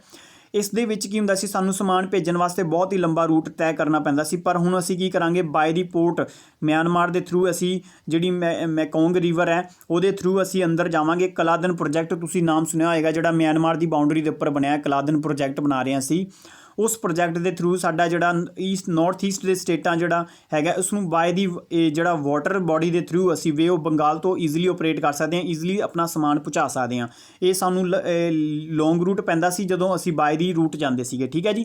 ਤੇ ਇਸ ਨੂੰ ਪ੍ਰੋਬਲਮ ਨੂੰ ਸੋਲਵ ਕਰਨ ਵਾਸਤੇ ਸਾਨੂੰ ਇਹ ਈਜ਼ੀ ਹੋ ਚੁੱਕਿਆ ਹੈ, ਬਾਏ ਦੀ ਇਕਨੋਮਿਕਲੀ ਵੀ ਇਸ ਈਜ਼ੀ ਹੋ ਗਿਆ। ਤੇ ਸਾਡੀ ਜਿਹੜੀ ਪਕੜ ਹੈ, ਸਾਡੀ ਜਿਹੜੇ ਮਿਆਂਮਾਰ ਦੇ ਨਾਲ ਰਿਲੇਸ਼ਨ ਹੈ ਉਹ ਵੀ ਵਧੀਆ ਹੋਣਗੇ ਇਸ ਦੇ ਨਾਲ, ਠੀਕ ਹੈ ਜੀ। ਤੇ ਅਸੀਂ ਚਾਈਨਾ ਨੂੰ ਵੀ ਈਜ਼ੀਲੀ ਕਾਊਂਟਰ ਅਟੈਕ ਕਰ ਸਕਦੇ ਹਾਂ। ਇਸੇ ਤਰ੍ਹਾਂ ਜੀ ਅਸੀਂ ਇੱਕ ਪੋਰਟ ਲਿੱਤਾ ਸੀਗਾ ਜੀ ਜਿਹਦਾ ਨਾਮ ਸੀ ਤ੍ਰਿਕੋਮਾਲੀ ਸ਼੍ਰੀਲੰਕਾ ਦਾ ਪੋਰਟ ਸੀਗਾ। ਤੇ ਇਹ ਸਾਨੂੰ ਕਾਊਂਟਰ ਅਟੈਕ ਕਰਨ ਵਾਸਤੇ ਚਾਈਨਾ ਨੇ ਵੀ ਇੱਕ ਜਿਹੜਾ ਪੋਰਟ ਬਣਾਇਆ ਸੀਗਾ, ਉਹਦਾ ਨਾਮ ਸੀ ਹੰਬਨਟੋਟਾ, ਠੀਕ ਹੈ ਜੀ। ਉਹਨੂੰ ਤੁਹਾਨੂੰ ਪਤਾ ਹੋਏਗਾ 99 ਸਾਲ ਦੇ ਪਟੇ ਵਾਸਤੇ ਇਹਨਾਂ ਨੇ ਜਿਹੜਾ ਸ਼੍ਰੀਲੰਕਾ ਨੂੰ ਇੰਨਾ ਕਰਜ਼ਾ ਦੇਤਾ ਕਿ ਡੈਪਟ ਟਰੈਪ ਦੇ ਵਿੱਚ ਫਸਾ ਕੇ ਇਹਨਾਂ ਨੂੰ 99 ਸਾਲ ਵਾਸਤੇ ਇਹ ਪੋਰਟ ਚਾਈਨਾ ਨੇ ਖਰੀਦ ਲਿਆ, ਠੀਕ ਹੈ ਜੀ, ਆਪਰੇਟ ਕਰ ਰਿਹਾ ਇਸ ਨੂੰ, ਠੀਕ ਹੈ ਜੀ। ਇਹ ਸਾਰਾ ਚਾਈਨਾ ਸਾਨੂੰ ਇੱਕ ਕਾਊਂਟਰ ਟਰੈਕ ਕਰ ਰਿਹਾ। ਸਾਨੂੰ ਇੱਥੇ ਛਬਾਰ ਪੋਰਟ ਬਣਾਤਾ, ਇੱਥੇ ਲੋਕੇਸ਼ਨ ਹੈਗੀ ਪਾਕਿਸਤਾਨ ਦੇ ਨੇੜੇ, ਇੱਥੇ ਸ਼੍ਰੀਲੰਕਾ ਦੇ ਸਾਨੂੰ ਇੱਥੇ ਸਿਤਵੇ ਪੋਰਟ ਹੈ ਮਿਆਂਮਾਰ ਦੇ ਵੱਲ, ਠੀਕ ਹੈ ਜੀ। ਇਹ ਤੁਸੀਂ ਨੋਟ ਕਰਨਾ ਹੈ। ਉਸ ਤੋਂ ਬਾਅਦ ਆਪਾਂ ਗੱਲ ਕਰੀਏ, ਜੇ ਪੋਰਟ ਦੀ ਮੈਂ ਗੱਲ ਕਰਾਂ, ਸਾਡੇ ਇੰਡੀਆ ਦਾ ਸਭ ਤੋਂ ਬਿਜ਼ੀਐਸਟ ਪੋਰਟ ਹੈਗਾ ਜੀ ਜਵਾਹਰ ਲਾਲ ਨਹਿਰੂ ਜਿਹੜਾ ਸਾਡਾ ਪੋਰਟ ਹੈ। ਇਹ ਜਿਹੜਾ ਪੋਰਟ ਸਾਡਾ ਹੈਗਾ ਨਾਵਾ ਸ਼ੋਵਾ ਵੀ ਇਹਨੂੰ ਬੋਲਦੇ ਨਾਵਾ ਸ਼ੋਵਾ ਪੋਰਟ ਜਿਹੜਾ ਮੁੰਬਈ ਦੇ ਕੋਲ ਹੈਗਾ, ਕਿਉਂਕਿ ਮੁੰਬਈ ਦਾ ਜਿਹੜਾ ਏਅਰਪੋਰਟ ਨਹੀਂ, ਪੋਰਟ ਸਿਰਫ ਜਿਹੜਾ ਪਾਣੀ ਵਾਲਾ ਜਿੱਥੇ ਸ਼ਿਪ ਆ ਕੇ ਖੜੀਆਂ ਹੁੰਦੀਆਂ ਨੇ, ਮੁੰਬਈ ਪੋਰਟ ਜਿਹੜਾ ਬਹੁਤ ਜ਼ਿਆਦਾ ਹੀ ਬਿਜ਼ੀ ਹੋ ਚੁੱਕਿਆ ਸੀਗਾ, ਜਿਸ ਨੂੰ ਈਜ਼ੀ ਕਰਨ ਵਾਸਤੇ ਹੁਣ ਜਵਾਹਰ ਲਾਲ ਨਹਿਰੂ ਜਿਹੜਾ ਪੋਰਟ ਹੈ ਸਾਡਾ JNVPT ਜਿਹੜਾ ਇਸ ਨੂੰ ਨਾਵਾ ਸ਼ੋਵਾ ਪੋਰਟ ਬੋਲਦੇ ਆ, ਇਸ ਨੂੰ ਵੀ ਹੁਣ ਆਪਰੇਟ ਕੀਤਾ ਜਾ ਰਿਹਾ। ਇਹ ਸਭ ਤੋਂ ਵੱਡਾ ਸਾਡਾ ਪੋਰਟ ਬਣਨ ਜਾ ਰਿਹਾ ਹੁਣ ਇਸ ਟਾਈਮ ਦੇ ਉੱਪਰ, ਠੀਕ ਹੈ ਜੀ। ਆਈ ਹੋਪ ਕਿ ਤੁਹਾਨੂੰ ਇਹ ਸਾਰਾ ਸਮਝ ਆ ਗਿਆ ਹੋਵੇਗਾ। ਉਸ ਤੋਂ ਬਾਅਦ ਆਪਾਂ ਗੱਲ ਕਰੀਏ which country Indian embassy become the first ambassador to use the solar energy totally. ਹੁਣ ਇਹਦਾ ਕਹਿਣ ਦਾ ਭਾਵ ਹੈ ਕਿ ਸਾਡੀ ਇੰਡੀਆ ਦੀ ਇੱਕ ਐਮਬੈਸੀ ਹੈ, ਫੋਰਨ ਕੰਟਰੀ ਦੇ ਵਿੱਚ ਹੈਗੀ ਹੈ, ਉਹ ਪਹਿਲੀ ਐਮਬੈਸੀ ਬਣੀ ਹੈ ਪੂਰੇ ਵਰਲਡ ਦੇ ਵਿੱਚ, ਪੂਰੀ ਦੁਨੀਆ ਦੇ ਵਿੱਚ, ਜਿਸ ਨੇ ਸੋਲਰ ਐਨਰਜੀ ਦੇ ਨਾਲ ਆਪਰੇਟ ਕਰ ਰਹੀ ਹੈ। ਸੋਲਰ ਐਨਰਜੀ ਦੇ ਨਾਲ ਹੀ ਪ੍ਰੋਪਰਲੀ ਉਹਨੂੰ ਆਪਰੇਟ ਕੀਤਾ ਜਾ ਰਿਹਾ। ਉਹ ਕਿੱਥੇ ਹੈ? ਉਹ ਜੀ 4 ਆਪਸ਼ਨ ਹੈ, ਮੈਡਾਗਾਸਕਰ, UAE, ਬ੍ਰਾਜ਼ੀਲ, ਮੌਰੀਸ਼ੀਅਸ। ਤੇ ਇਹਨਾਂ ਦੇ ਵਿੱਚ ਤੁਸੀਂ ਨੋਟ ਕਰਨਾ ਹੈ ਜਿਹੜੀ ਮੈਡਾਗਾਸਕਰ ਹੈ, ਮੈਡਾਗਾਸਕਰ ਦੇ ਵਿੱਚ ਜਿਹੜੀ ਇਹ ਸਾਡੀ ਐਮਬੈਸੀ ਹੈ ਉੱਥੇ ਇਹ ਆਪਰੇਟ ਕੀਤਾ ਜਾ ਰਿਹਾ ਐਮਬੈਸੀ ਦੇ ਵਿੱਚ, ਠੀਕ ਹੈ ਜੀ। ਇਹ ਤੁਸੀਂ ਨੋਟ ਕਰ ਲੈਣਾ। ਜਿਹੜਾ ਮੈਡਾਗਾਸਕਰ ਦੇਖੋ ਜੀ, ਥੋੜ੍ਹਾ ਜਿਹਾ ਤੁਹਾਨੂੰ ਜੇ ਨੋਇਸ ਵਗੈਰਾ ਦੀ ਪ੍ਰੋਬਲਮ ਹੋ ਗਈ ਤਾਂ ਤੁਸੀਂ ਉਹਦੇ ਲਈ ਮਾਫੀ ਚਾਹ ਸਕਦੇ ਆ, ਕਿਉਂਕਿ ਤੁਹਾਨੂੰ ਪਤਾ ਜੀ ਅੱਜ ਕੱਲ੍ਹ ਥੋੜ੍ਹਾ ਘਰੇ ਸ਼ੂਟ ਕਰਨਾ ਪੈ ਰਿਹਾ, ਤਾਂ ਥੋੜ੍ਹੀ ਨੋਇਸ ਵਾਸਤੇ ਮਾਫੀ ਚਾਹਾਂਗੇ। ਇਸ ਵਾਸਤੇ ਤੁਸੀਂ ਆਪਣੇ ਇਸ 'ਤੇ ਕੰਟੀਨਿਊ ਆਪਣੀ ਧਿਆਨ ਦੇਣਾ, ਠੀਕ ਹੈ ਜੀ। ਤੇ ਹਾਂਜੀ ਸਟੂਡੈਂਟ, ਤੇ ਉਸ ਤੋਂ ਬਾਅਦ ਜਿਹੜਾ ਇਹਦਾ ਸੀਗਾ ਸਾਨੂੰ ਪੁੱਛਿਆ ਜਾ ਸਕਦਾ ਜੀ ਜਿਹੜਾ ਅੰਬੈਸੀ ਦੀ ਜੇ ਗੱਲ ਆ ਗਈ ਹੈ ਸਾਡੇ ਕੋਲ, ਤਾਂ ਅੰਬੈਸੀ ਦੇ ਵਿੱਚ ਸਾਡੇ ਅੰਬੈਸੀ ਜਿਹੜਾ ਮੈਡਾਗਾਸਕਰ ਦੇ ਵਿੱਚ ਜਿਹੜੇ ਸਾਡੇ ਅੰਬੈਸਡਰ ਨੇ ਉਹਨਾਂ ਦਾ ਨਾਮ ਤੁਹਾਨੂੰ ਪੁੱਛਿਆ ਜਾ ਸਕਦਾ, ਤਾਂ ਉਹਨਾਂ ਦਾ ਨਾਮ ਲਿਖ ਲਓ। ਉਹਨਾਂ ਦਾ ਨਾਮ ਹੈ ਅਬੇ ਕੁਮਾਰ। ਠੀਕ ਹੈ ਜੀ, ਅਬੇ ਕੁਮਾਰ। ਮੈਡਾਗਾਸਕਰ ਤੁਹਾਨੂੰ ਪਤਾ ਜੀ ਅਫਰੀਕਾ ਦੇ ਨਾਲ, ਅਫਰੀਕਾ ਜਿਹਦੇ ਤੁਸੀਂ ਅਫਰੀਕਾ ਕੰਟੀਨੈਂਟ ਦੇਖੋਗੇ, ਇੱਥੇ ਥੋੜ੍ਹਾ ਜਿਹਾ ਇੱਕ ਪਾਰਟ ਅਲੱਗ ਬਿਲਕੁਲ ਇੱਕ ਆਈਲੈਂਡ ਹੈ ਜਿਹੜਾ ਜਿਸ ਦਾ ਮੈਡਾਗਾਸਕਰ ਦੇਸ਼ ਜਿਹੜਾ ਵਸਿਆ ਹੋਇਆ ਇੱਥੇ, ਇਹ ਤੁਸੀਂ ਯਾਦ ਰੱਖਣਾ ਹੈ। ਅਤੇ ਮੈਡਾਗਾਸਕਰ ਇੱਕ ਸਭ ਤੋਂ ਵੱਡਾ ਇੱਕ ਆਈਲੈਂਡ ਸਾਡਾ ਜਿਹੜਾ ਕਿਹੜਾ ਹੈ ਜੀ, ਗ੍ਰੀਨਲੈਂਡ। ਗ੍ਰੀਨਲੈਂਡ ਸਾਡਾ ਸਭ ਤੋਂ ਵੱਡਾ ਦਵੀਪ ਹੈ ਦੁਨੀਆ ਦਾ। ਅਤੇ ਉਸ ਤੋਂ ਬਾਅਦ ਸਭ ਤੋਂ ਵੱਡਾ ਜਿਹੜਾ ਸੈਕਿੰਡ ਨੰਬਰ 'ਤੇ ਜਿਹੜਾ ਆਈਲੈਂਡ ਹੈ ਉਹ ਹੈਗਾ ਜੀ ਮੈਡਾਗਾਸਕਰ। ਠੀਕ ਹੈ ਜੀ। ਅਤੇ ਉਸ ਤੋਂ ਬਾਅਦ ਮੈਂ ਗੱਲ ਕਰਾਂ ਕਿ ਮੈਡਾਗਾਸਕਰ ਦੀ ਜਿਹੜੀ ਰਾਜਧਾਨੀ ਹੈ ਉਹ ਹੈਗੀ ਜੀ ਐਂਟਾਨੋਨ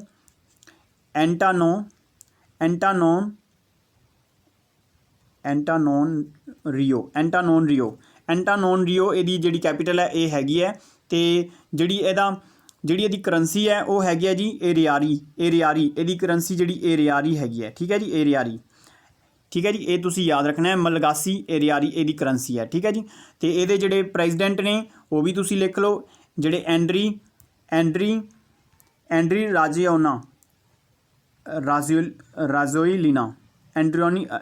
ਥੋੜ੍ਹਾ ਜਿਹਾ ਨਾਮ ਤੁਸੀਂ ਦੇਖ ਲਓ, ਥੋੜ੍ਹਾ ਜਿਹਾ ਐਂਡਰੀ ਰਾਜ਼ੋਈਲੀਨਾ। ਠੀਕ ਹੈ ਜੀ, ਇਹਦਾ ਤੁਸੀਂ ਨੋਟ ਕਰ ਲੈਣਾ। ਉਸ ਤੋਂ ਬਾਅਦ ਆਪਾਂ ਨੈਕਸਟ ਕੁਐਸਚਨ ਦੇ ਉੱਪਰ ਚੱਲਦੇ ਹਾਂ। Which country has announced to be gradual ban on the use of the wild animal in the circus? ਕਿਹੜਾ ਦੇਸ਼ ਹੈ ਜਿਹਨੇ ਜੀ ਬੈਨ ਕਰਤਾ ਹੈ ਟੋਟਲੀ ਤਰੀਕੇ ਨਾਲ? ਹੁਣ ਉਹ ਨੈਕਸਟ ਟਾਈਮ ਤੋਂ ਉਹਨਾਂ ਨੇ ਬੈਨ ਲਗਾਤਾ ਕਿ ਕੋਈ ਵੀ ਜੰਗਲੀ ਜਾਨਵਰ ਨੂੰ ਫੜ ਕੇ ਤੁਸੀਂ ਸਰਕਸ ਦੇ ਵਿੱਚ ਨਹੀਂ ਲੈ ਕੇ ਆ ਸਕਦੇ। ਉਹ ਜਿਹੜਾ ਕਰਨ ਵਾਲਾ ਜਿਹੜਾ ਦੇਸ਼ ਹੈ, 4 ਦੇਸ਼ ਦੇ ਆਪਸ਼ਨ ਦਿੱਤੇ ਹੋਏ ਨੇ ਤੁਹਾਨੂੰ, UK, USA, ਇੰਡੀਆ, ਫਰਾਂਸ। ਅਤੇ ਇਹ ਕਰਨ ਵਾਲਾ ਦੇਸ਼ ਜਿਹੜਾ ਹੈ ਜੀ ਉਹ ਹੈਗਾ ਫਰਾਂਸ। ਇਹ ਤੁਸੀਂ ਨੋਟ ਕਰ ਲੈਣਾ। ਜਿਹੜੀ ਫਰਾਂਸ ਹੈ ਇਹਦੀ ਜਿਹੜੀ ਕੈਪੀਟਲ ਹੈ ਉਹ ਹੈਗੀ ਹੈ ਪੈਰਿਸ। ਪੈਰਿਸ ਦੇ ਵਿੱਚ ਤੁਹਾਨੂੰ 2 ਹੈੱਡਕੁਆਟਰ ਮਿਲਣਗੇ। ਇੱਕ ਤਾਂ ਹੈਗਾ ਯੂਨੈਸਕੋ ਜਿਹੜਾ ਹੈਰੀਟੇਜ ਸਾਈਟਸ ਨੂੰ ਘੋਸ਼ਿਤ ਕਰਦਾ ਹੈ, ਅਤੇ ਇੱਕ ਹੈ ਜੀ OCED ਜਿਹੜਾ ਪੈਟਰੋਲੀਅਮ ਦਾ ਸਾਡਾ ਇੱਕ ਸੰਗਠਨ ਹੈਗਾ ਉਸ ਦੇ ਵਾਸਤੇ। ਠੀਕ ਹੈ ਜੀ। ਅਤੇ ਇੱਥੇ FTA ਦਾ ਜਿਹੜਾ ਹੈੱਡਕੁਆਟਰ ਵੀ ਹੈਗਾ, ਇਹ ਵੀ ਤੁਸੀਂ ਯਾਦ ਰੱਖਣਾ ਹੈ। ਜਿਹੜਾ ਬਲੈਕ ਲਿਸਟ ਦੇ ਵਿੱਚ ਕਿਸੇ ਕੰਟਰੀ ਨੂੰ ਮਨੀ ਲਾਉਂਡਰਿੰਗ ਜਾਂ ਕਿਸੇ ਵੀ ਕੰਮ ਵਾਸਤੇ, ਤਾਂ ਉਹ FTA ਦਾ ਵੀ ਹੈੱਡਕੁਆਟਰ ਇੱਥੇ ਹੀ ਹੈਗਾ। ਉਸ ਤੋਂ ਬਾਅਦ ਆਪਾਂ ਗੱਲ ਕਰੀਏ, ਜਿਹੜਾ ਪੈਰਿਸ ਹੈ ਇਹ ਜੀ ਇੱਕ ਨਦੀ ਦੇ ਕੰਢੇ ਦੇ ਉੱਪਰ ਹੈਗਾ। ਜਿਹੜੀ ਨਦੀ ਦਾ ਨਾਮ ਹੈ ਸੀਨ ਰਿਵਰ ਦੇ ਕੰਢੇ ਦੇ ਉੱਪਰ ਹੈਗਾ। ਇਸ ਨੂੰ ਵੀ ਤੁਸੀਂ ਯਾਦ ਰੱਖਣਾ ਹੈ। ਅਤੇ ਫਰਾਂਸ ਅਤੇ ਇੰਡੀਆ ਨੇ ਮਿਲ ਕੇ ਇੱਕ ਸੰਸਥਾ ਬਣਾਈ ਹੈ ਇੰਟਰਨੈਸ਼ਨਲ ਲੈਵਲ ਦੇ ਉੱਪਰ। ਜਿਹੜੇ ਫਰਾਂਸ ਦੇ ਪ੍ਰੈਜ਼ੀਡੈਂਟ ਇਮੈਨੂਅਲ ਮੈਕਰੋਨ ਅਤੇ ਇੰਡੀਆ ਦੇ ਜਿਹੜੇ ਸੀਗੇ ਉਹ ਹੈਗੇ ਸੀ ਪ੍ਰਧਾਨ ਮੰਤਰੀ ਨਰਿੰਦਰ ਮੋਦੀ ਜੀ। ਉਹਨਾਂ ਨੇ ਮਿਲ ਕੇ ਜਿਹੜਾ ਇੱਕ ਸੰਸਥਾ ਜਿਹੜੀ ਬਣਾਈ ਹੈ ਉਹਦਾ ਨਾਮ ਹੈ ਜੀ ਇੰਟਰਨੈਸ਼ਨਲ ਸੋਲਰ ਅਲਾਇੰਸ, ਜਿਹਦਾ ਹੈੱਡਕੁਆਟਰ ਤੁਹਾਨੂੰ ਗੁੜਗਾਵਾਂ ਦੇ ਵਿੱਚ ਮਿਲੂਗਾ। ਇੱਕ ਮਾਤਰ ਇੰਟਰਨੈਸ਼ਨਲ ਆਰਗੇਨਾਈਜੇਸ਼ਨ ਹੈ ਜਿਹਦਾ ਸਾਨੂੰ ਹੈੱਡਕੁਆਟਰ ਇੰਡੀਆ ਦੇ ਵਿੱਚ ਵੇਖਣ ਨੂੰ ਮਿਲਿਆ, ਜਿਹੜਾ ਉਹਦਾ ਵੀ ਹੈਗਾ ਗੁੜਗਾਵਾਂ ਦੇ ਵਿੱਚ। ਠੀਕ ਹੈ ਜੀ, ਇਹ ਵੀ ਤੁਸੀਂ ਨੋਟ ਕਰ ਲੈਣਾ। ਅਤੇ ਉਸ ਤੋਂ ਬਾਅਦ ਆਪਾਂ ਗੱਲ ਕਰੀਏ ਜੀ 2024 ਦੇ ਵਿੱਚ ਜਿਹੜਾ ਓਲੰਪਿਕ ਹੋਣਾ ਹੈ, 2024 ਦੇ ਵਿੱਚ ਓਲੰਪਿਕ ਹੋਣ ਜਾ ਰਿਹਾ ਹੈ ਫਰਾਂਸ ਦੀ ਰਾਜਧਾਨੀ ਪੈਰਿਸ ਦੇ ਵਿੱਚ। ਠੀਕ ਹੈ ਜੀ। ਇੱਦਾਂ ਕਰਨ ਵਾਲਾ ਇਹ ਤੀਸਰੇ ਨੰਬਰ, ਇਸ ਤਰ੍ਹਾਂ ਕਰਨ ਵਾਲਾ ਇਹ ਸੈਕਿੰਡ ਨੰਬਰ 'ਤੇ ਔਰਗੇਨਾਈਜ਼ ਕਰਨ ਵਾਲਾ ਦੇਸ਼ ਬਣ ਜੂਗਾ, ਕਿਉਂਕਿ 2 ਵਾਰ ਔਰਗੇਨਾਈਜ਼ ਇਹ ਕਰ ਚੁੱਕਿਆ ਓਲੰਪਿਕਸ ਨੂੰ। ਠੀਕ ਹੈ ਜੀ, ਇਹ ਤੁਸੀਂ ਯਾਦ ਰੱਖਣਾ ਹੈ। ਉਸ ਤੋਂ ਬਾਅਦ ਆਪਾਂ ਗੱਲ ਕਰੀਏ ਨੈਕਸਟ, ਜਿਹੜਾ ਫਰਾਂਸ ਦੇ ਵਿੱਚ ਤੁਹਾਨੂੰ ਅੰਬੈਸਡਰ ਪੁੱਛਿਆ ਜਾਵੇਗਾ, ਅਤੇ ਇਹਨਾਂ ਦੀ ਨਿਯੁਕਤੀ ਥੋੜ੍ਹੇ ਦਿਨ ਪਹਿਲਾਂ ਹੋਈ ਸੀ ਪਿਛਲੇ ਸਾਲ, ਅਤੇ ਇਹਨਾਂ ਦਾ ਨਾਮ ਹੈਗਾ ਜਾਵੇਦ ਅਸ਼ਰਫ। ਇਹ ਸਾਡੇ ਇੰਡੀਆ ਦੇ ਵੱਲੋਂ ਫਰਾਂਸ ਦੇ ਵਿੱਚ ਅੰਬੈਸਡਰ ਨੇ। ਅਤੇ ਯਾਦ ਰੱਖਿਆ ਜੇ UK ਦੇ ਨਾਲ ਕੰਟਰੀ ਹੈ UK, ਅਤੇ UK ਅਤੇ ਫਰਾਂਸ ਦੇ ਵਿੱਚ ਇੱਕ ਬਾਉਂਡਰੀ ਜਿਹੜੀ ਪੈਂਦੀ ਹੈ ਉਹਨੂੰ ਆਪਾਂ ਬੋਲਦੇ ਹਾਂ ਇੰਗਲਿਸ਼ ਚੈਨਲ। ਇਸ ਨੂੰ ਪਾਰ ਕਰਨ ਵਾਲੇ ਪਹਿਲੇ ਪਰਸਨ ਹੈਗੇ ਸੀ ਮਿਹਰ ਸੈਨ। ਉਸ ਤੋਂ ਬਾਅਦ ਇਹਨੂੰ ਲੇਡੀਜ਼ ਫਸਟ ਜਿਹਨੇ ਪਾਸ ਕੀਤਾ ਸੀ ਇੰਡੀਆ ਦੇ ਵੇਲੇ ਨੂੰ ਪੂਰੀ ਤਰੀਕੇ ਨਾਲ ਪਾਰ ਕੀਤਾ ਸੀਗਾ, ਉਹ ਸੀਗੇ ਜੀ ਅਰਾਤੀ ਸਾਹਾ। ਇਹ ਵੀ ਤੁਸੀਂ ਨਾਮ ਯਾਦ ਰੱਖਣਾ ਹੈ। ਅਤੇ 2 ਪੰਜਾਬ ਦੇ ਵਿੱਚ ਇੱਥੋਂ ਰਿਲੇਟਡ ਕੁਐਸਚਨ ਆਉਂਦੇ ਰਹਿੰਦੇ ਨੇ। ਇੱਕ ਆਉਂਦੀ ਹੈ ਜੀ 100 ਸਾਲਾਂ ਦੀ ਜਿਹੜੀ ਜੰਗ ਹੋਈ ਸੀ, ਵਾਰ ਹੋਈ ਸੀ। ਇੱਕ ਹੋਈ ਸੀ 7 ਈਅਰ ਵਾਰ ਅਤੇ 100 ਈਅਰ ਵਾਰ 2 ਦੇਸ਼ਾਂ ਦੇ ਵਿੱਚ ਲੜੀ ਗਈ ਸੀ। ਉਹ ਹੈਗੀ ਸੀ UK ਅਤੇ ਫਰਾਂਸ ਦੇ ਵਿੱਚ। ਠੀਕ ਹੈ ਜੀ, ਇਹ ਵੀ ਤੁਸੀਂ ਨੋਟ ਕਰ ਲੈਣਾ।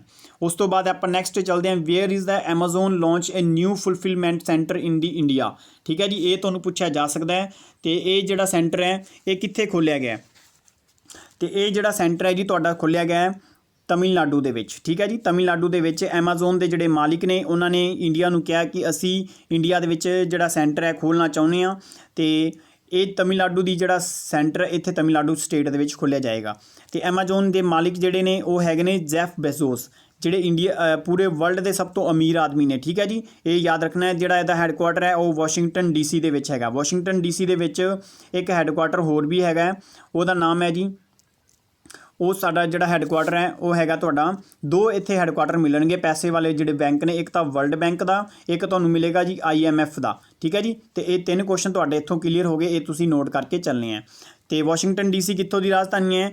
ਤੇ ਵਾਸ਼ਿੰਗਟਨ DC ਜਿਹੜੀ ਹੈਗਾ USA ਦੀ ਕੈਪੀਟਲ ਹੈ, ਤੇ ਇਹ ਜਿਹੜੀ ਮੇਨ ਕੈਪੀਟਲ ਹੈ। ਉਸ ਤੋਂ ਬਾਅਦ ਜਿਹੜੀ ਨਿਊਯਾਰਕ ਹੈ, ਇੱਥੇ ਤੁਹਾਨੂੰ UN ਦੀ ਬਿਲਡਿੰਗ ਮਿਲੇਗੀ, ਤੇ UN ਬਿਲਡਿੰਗ ਇੱਥੇ ਤੁਹਾਨੂੰ ਪਾਈ ਜਾਂਦੀ ਹੈ। ਤੇ ਇਹ ਜਿਹੜਾ UN ਹੈ ਇਹ ਇਹਨਾਂ ਦੀ ਇਕਨੋਮਿਕਲ ਕੈਪੀਟਲ ਹੈਗੀ ਹੈ, ਠੀਕ ਹੈ ਜੀ, USA ਦੀ। ਤੇ Amazon ਜਿਹੜਾ ਇੱਕ ਸਾਡੀ ਇੱਕ ਵੈਬਸਾਈਟ ਹੈ ਜਿਹਦੇ ਉੱਪਰ ਸਾਰੇ ਤੁਹਾਨੂੰ ਪਤਾ ਹੈ Amazon ਤੋਂ ਕਾफ़ੀ ਚੀਜ਼ਾਂ ਤੁਸੀਂ ਮੰਗਵਾਈਆਂ ਵੀ ਹੋਣਗੀਆਂ। ਤੇ ਇਹ ਮਤਲਬ ਜਿਹੜੀ ਫੁਲਫਿਲਮੈਂਟ ਸੈਂਟਰ ਹੈ ਇਹ ਹੈ ਕੀ ਚੀਜ਼?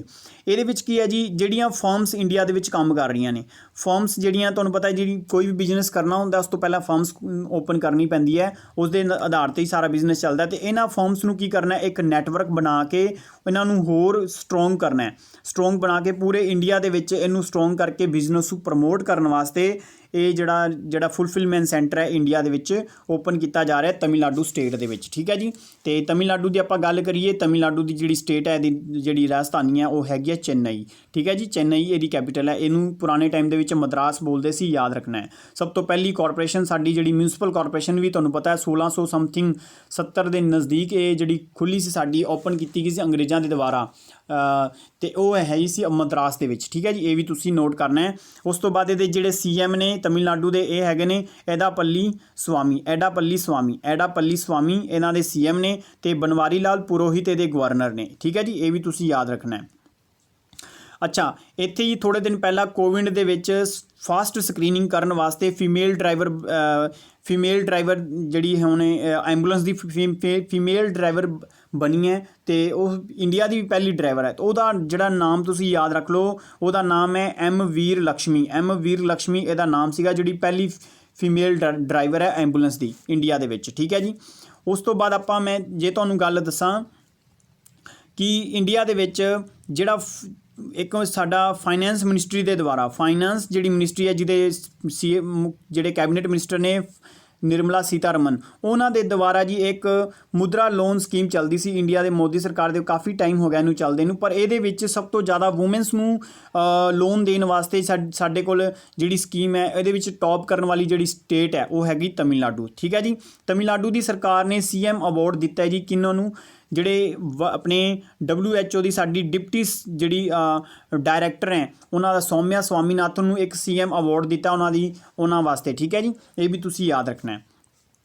ਇਹ ਵੀ ਤੁਸੀਂ ਗੱਲ ਯਾਦ ਰੱਖਿਆ ਜੇ। ਇੰਡੀਆ ਦੀ ਪਹਿਲੀ ਇਲੈਕਟ੍ਰਿਕ ਪਾਰਕ ਇੰਡੀਆ ਦੇ ਵਿੱਚ ਕਿੱਥੇ ਬਣ ਰਹੀ ਹੈ? ਇਹ ਵੀ ਤਮਿਲਨਾਡੂ ਦੇ ਵਿੱਚ ਬਣ ਰਹੀ ਹੈ। ਤੇ ਸਭ ਤੋਂ ਪਹਿਲਾਂ ਜਿਹੜੀ ਪਹਿਲ ਹੈ ਕੋਵਿਡ-19 ਦੇ ਵਿੱਚ ਫ੍ਰੀ ਜਿਹੜਾ ਮਾਸਕ ਜਿਹੜਾ ਸਾਰੇ ਘਰਾਂ ਦੇ ਵਿੱਚ ਮਾਸਕ ਦੇਣ ਵਾਸਤੇ ਜੀ ਜਿਹੜੀ ਪਹਿਲ ਚਲਾਈ ਸੀ ਪਹਿਲੀ, ਉਹ ਚਲਾਈ ਸੀ ਤਮਿਲਨਾਡੂ ਸਰਕਾਰ ਨੇ, ਠੀਕ ਹੈ ਜੀ। ਇਹ ਤੁਸੀਂ ਯਾਦ ਰੱਖਿਆ ਜੀ। ਤੇ ਉਸ ਤੋਂ ਬਾਅਦ ਆਪਾਂ ਗੱਲ ਕਰੀਏ, ਇਹਨਾਂ ਨੂੰ ਇੱਕ GI ਇੱਥੇ ਟੈਗ ਮਿਲਿਆ, ਇਹ ਵੀ ਯਾਦ ਰੱਖਿਆ ਜੀ। ਇੱਥੇ GI ਟੈਗ 2-3 ਮਿਲ ਚੁੱਕੇ ਨੇ ਇਸੇ ਸਟੇਟ ਦੇ ਵਿੱਚ ਹੈਗੇ। ਇੱਕ ਤਾਂ ਹੈਗੇ ਤੰਜਾਵੁਰ ਦੇ ਤਾਲੇ ਮਿਲਦੇ ਨੇ, ਤਾਲੇ ਮਤਲਬ ਲੌਕਸ, ਠੀਕ ਹੈ ਜੀ। ਲੌਕਸ ਨੂੰ ਇੱਥੇ GI ਟੈਗ ਮਿਲਿਆ। ਇੱਕ ਹੈਗਾ ਜੀ ਇਹਦਾ ਆਰੰਭਪੁਰ, ਥੋੜ੍ਹਾ ਨਾਮ ਇੱਦਾਂ ਦੇ ਨੇ, ਆਰੰਭਪੁਰ ਨਕਾਸ਼ੀ ਜਿਹੜੀ ਹੈਗੀ ਹੈ ਉਸ ਨੂੰ ਵੀ ਮਤਲਬ ਇਹਨਾਂ ਨੂੰ GI ਟੈਗ ਮਿਲਿਆ, ਇਹ ਵੀ ਯਾਦ ਰੱਖਣਾ ਹੈ। ਕੜਾਂਗੀ ਸਾੜੀ ਜਿਹੜੀ ਹੈ, ਕੜਾਂਗੀ ਸਾੜੀ ਵੀ ਯਾਦ ਰੱਖਿਆ ਜੇ, ਇਹਨੂੰ ਵੀ GI ਟੈਗ ਇੱਥੇ ਮਿਲਿਆ, ਇਹ ਵੀ ਤੁਸੀਂ ਯਾਦ ਰੱਖਣਾ ਹੈ, ਠੀਕ ਹੈ ਜੀ। ਉਸ ਤੋਂ ਬਾਅਦ ਅਰੋੜ ਹਲਦੀ ਜਿਹੜੀ ਹੈ ਉਸ ਨੂੰ ਵੀ ਇੱਥੇ GI ਟੈਗ ਮਿਲਿਆ, ਤੇ 5-4 ਹੁਣ ਇਹਨੂੰ ਟੈਗ ਮਿਲ ਚੁੱਕੇ ਨੇ, ਇਹ ਤੁਸੀਂ ਯਾਦ ਰੱਖਣਾ ਹੈ, ਠੀਕ ਹੈ ਜੀ। ਤੇ ਇੱਥੇ ਇੱਕ ਨਵਾਂ ਡਿਸਟ੍ਰਿਕਟ ਵੀ ਇਹਨਾਂ ਨੇ ਬਣਾਇਆ, 38 ਡਿਸਟ੍ਰਿਕਟ ਹੋ ਚੁੱਕੇ, ਜਿਵੇਂ ਸਾਡੇ ਪੰਜਾਬ ਦੇ ਵਿੱਚ 22 ਡਿਸਟ੍ਰਿਕਟ ਨੇ, ਇਸੇ ਤਰ੍ਹਾਂ ਇੱਥੇ 38 ਡਿਸਟ੍ਰਿਕਟ ਬਣਿਆ। ਉਹਦਾ ਨਾਮ ਲਿਖ ਲਓ ਮਹਿਲਾ ਥੁਰਾਈ ਨਾਮ ਦਾ ਇੱਕ ਡਿਸਟ੍ਰਿਕਟ ਇੱਥੇ ਬਣਿਆ, ਇਹ ਵੀ ਤੁਸੀਂ ਯਾਦ ਰੱਖਣਾ ਹੈ, ਠੀਕ ਹੈ ਜੀ। ਥੁਰਾਈ ਨੂੰ ਬੋਲਦੇ ਆ, ਤੇ ਇਹ ਤੁਸੀਂ ਯਾਦ ਰੱਖਿਆ ਜੇ। ਉਸ ਤੋਂ ਬਾਅਦ ਆਪਾਂ ਨੈਕਸਟ ਕੁਐਸਚਨ ਦੇ ਉੱਪਰ ਚੱਲਦੇ ਹਾਂ। ਵਿਚ ਬੈਂਕ ਲਾਂਚ ਦਾ ਗ੍ਰਾਮ ਸੰਪਰਕ ਅਭਿਆਨ ਜਿਹੜਾ ਹੈ ਉਹ ਕਿੱਥੇ ਚਲਾਇਆ ਗਿਆ? ਤੇ ਇਹ ਜਿਹੜਾ ਇਹ ਅਭਿਆਨ ਹੈ ਇਹ ਚਲਾਇਆ ਗਿਆ ਕਿਹਦੇ ਦੁਆਰਾ ਜੀ? ਪੰਜਾਬ ਨੈਸ਼ਨਲ ਬੈਂਕ ਦੇ ਦੁਆਰਾ ਇਸ ਅਭਿਆਨ ਨੂੰ ਚਲਾਇਆ ਗਿਆ। 2 ਅਕਤੂਬਰ ਤੋਂ ਲੈ ਕੇ 31 ਅਕਤੂਬਰ ਤੱਕ ਇਸ ਅਭਿਆਨ ਨੂੰ ਚਲਾਇਆ ਜਾ ਰਿਹਾ ਹੈ। ਇਹਦੇ ਵਿੱਚ ਇਹਦੇ ਵਿੱਚ ਕੀ ਹੈ ਜੀ, ਰੂਰਲ ਦੇ ਜਿੰਨੇ ਵੀ ਲੋਕ ਨੇ ਉਹਨਾਂ ਨੂੰ ਕਿਸੇ ਵੀ ਤਰ੍ਹਾਂ ਦੀ ਦਿੱਕਤ ਆ ਰਹੀ ਹੈ, ਮੰਨ ਲਓ ਜਾਂ ਕੋਈ ਲੋਨ ਲੈਣਾ ਹੈ ਜਾਂ ਕਿਸੇ ਤਰੀਕੇ ਦੀ ਉਹਨਾਂ ਨੂੰ ਬੈਂਕ ਅਕਾਊਂਟ ਖੁਲਵਾਉਣਾ ਹੈ, ਸੇਵਿੰਗ ਅਕਾਊਂਟ, ਕਿਸੇ ਵੀ ਤਰੀਕੇ ਦੀ ਪ੍ਰੋਬਲਮ ਆ ਰਹੀ ਹੈ, ਉਸ ਪ੍ਰੋਬਲਮ ਨੂੰ ਸੋਲਵ ਕਰਨ ਵਾਸਤੇ ਪੰਜਾਬ ਨੈਸ਼ਨਲ ਬੈਂਕ ਦੇ ਦੁਆਰਾ ਇਹ ਪ੍ਰੋਗਰਾਮ ਚਲਾਇਆ ਗਿਆ ਸੀਗਾ, ਚਲਾਇਆ ਜਾ ਰਿਹਾ ਇਸ ਟਾਈਮ ਦੇ ਉੱਪਰ। ਅਤੇ ਉਸ ਤੋਂ ਬਾਅਦ ਇਹਨਾਂ ਨੇ ਇੱਕ ਆਪਣੀ ਜਿਹੜਾ SBI ਬੈਂਕ ਹੈ, ਇਸ ਤੋਂ ਰਿਲੇਟਡ ਮੈਂ ਤੁਹਾਨੂੰ ਦੱਸ ਦੇਵਾਂ, ਇਹਨਾਂ ਨੇ ਇੱਕ ਪ੍ਰੋਗਰਾਮ ਚਲਾਇਆ ਹੈ, ਇਹਨਾਂ ਦਾ ਨਾਮ ਤੁਹਾਨੂੰ ਮੈਂ ਦੱਸ ਦੇਵਾਂ। ਟਾਈਟਨ ਜਿਹੜੀ ਇੱਕ ਵਾਚ ਕੰਪਨੀ ਆਉਂਦੀ ਸਾਡੇ ਇੰਡੀਆ ਦੇ ਵਿੱਚ, ਟਾਈਟਨ ਦੇ ਨਾਲ ਕੰਟੈਕਟਲੈਸ ਜਿਹੜੀ ਟਾਈਟਨ ਵੇ ਇੱਕ ਵਾਚ ਬਣਾਈ ਹੈ ਇਹਨਾਂ ਨੇ, ਟਾਈਟਨ ਪੇ ਨਾਮ ਦੀ। ਉਹ SBI ਬੈਂਕ ਦੇ ਨਾਲ ਇਹਨਾਂ ਨੇ MOU ਸਾਈਨ ਕਰਕੇ ਇਹਨਾਂ ਨੇ ਬਣਾਇਆ, ਠੀਕ ਹੈ ਜੀ, ਇਹ ਵੀ ਤੁਸੀਂ ਯਾਦ ਰੱਖਣਾ ਹੈ। ਅਤੇ ਉਸ ਤੋਂ ਬਾਅਦ ਯਾਦ ਰੱਖਿਆ ਜੇ ਜਿਹੜਾ IDFC ਜਿਹੜਾ ਬੈਂਕ ਹੈ, ਇਸ ਨੇ ਫਸਟ ਸੇਫ ਪੇ ਨਾਮ ਦਾ ਇੱਕ ਕੰਟੈਕਟਲੈਸ ਜਿਹੜੀ ਕਰੰਸੀ ਹੈ ਉਹ ਇਹਨਾਂ ਨੇ ਬਣਾਉਣ ਦੀ ਪਹਿਲਾ ਬੈਂਕ ਬਣਿਆ, ਜਿਹੜਾ ਸੇਫ ਪੇ ਨਾਮ ਦਾ ਕੰਟੈਕਟਲੈਸ ਜਿਹੜਾ ਕਰੰਸੀ ਹੈ ਉਸ ਨੂੰ ਬਣਾਇਆ, ਠੀਕ ਹੈ ਜੀ। ਇਹ ਜਿਹੜਾ ਐਪ ਲਾਂਚ ਕੀਤਾ ਹੈ, ਠੀਕ ਹੈ, ਇਹ ਵੀ ਤੁਸੀਂ ਯਾਦ ਰੱਖਣਾ ਹੈ।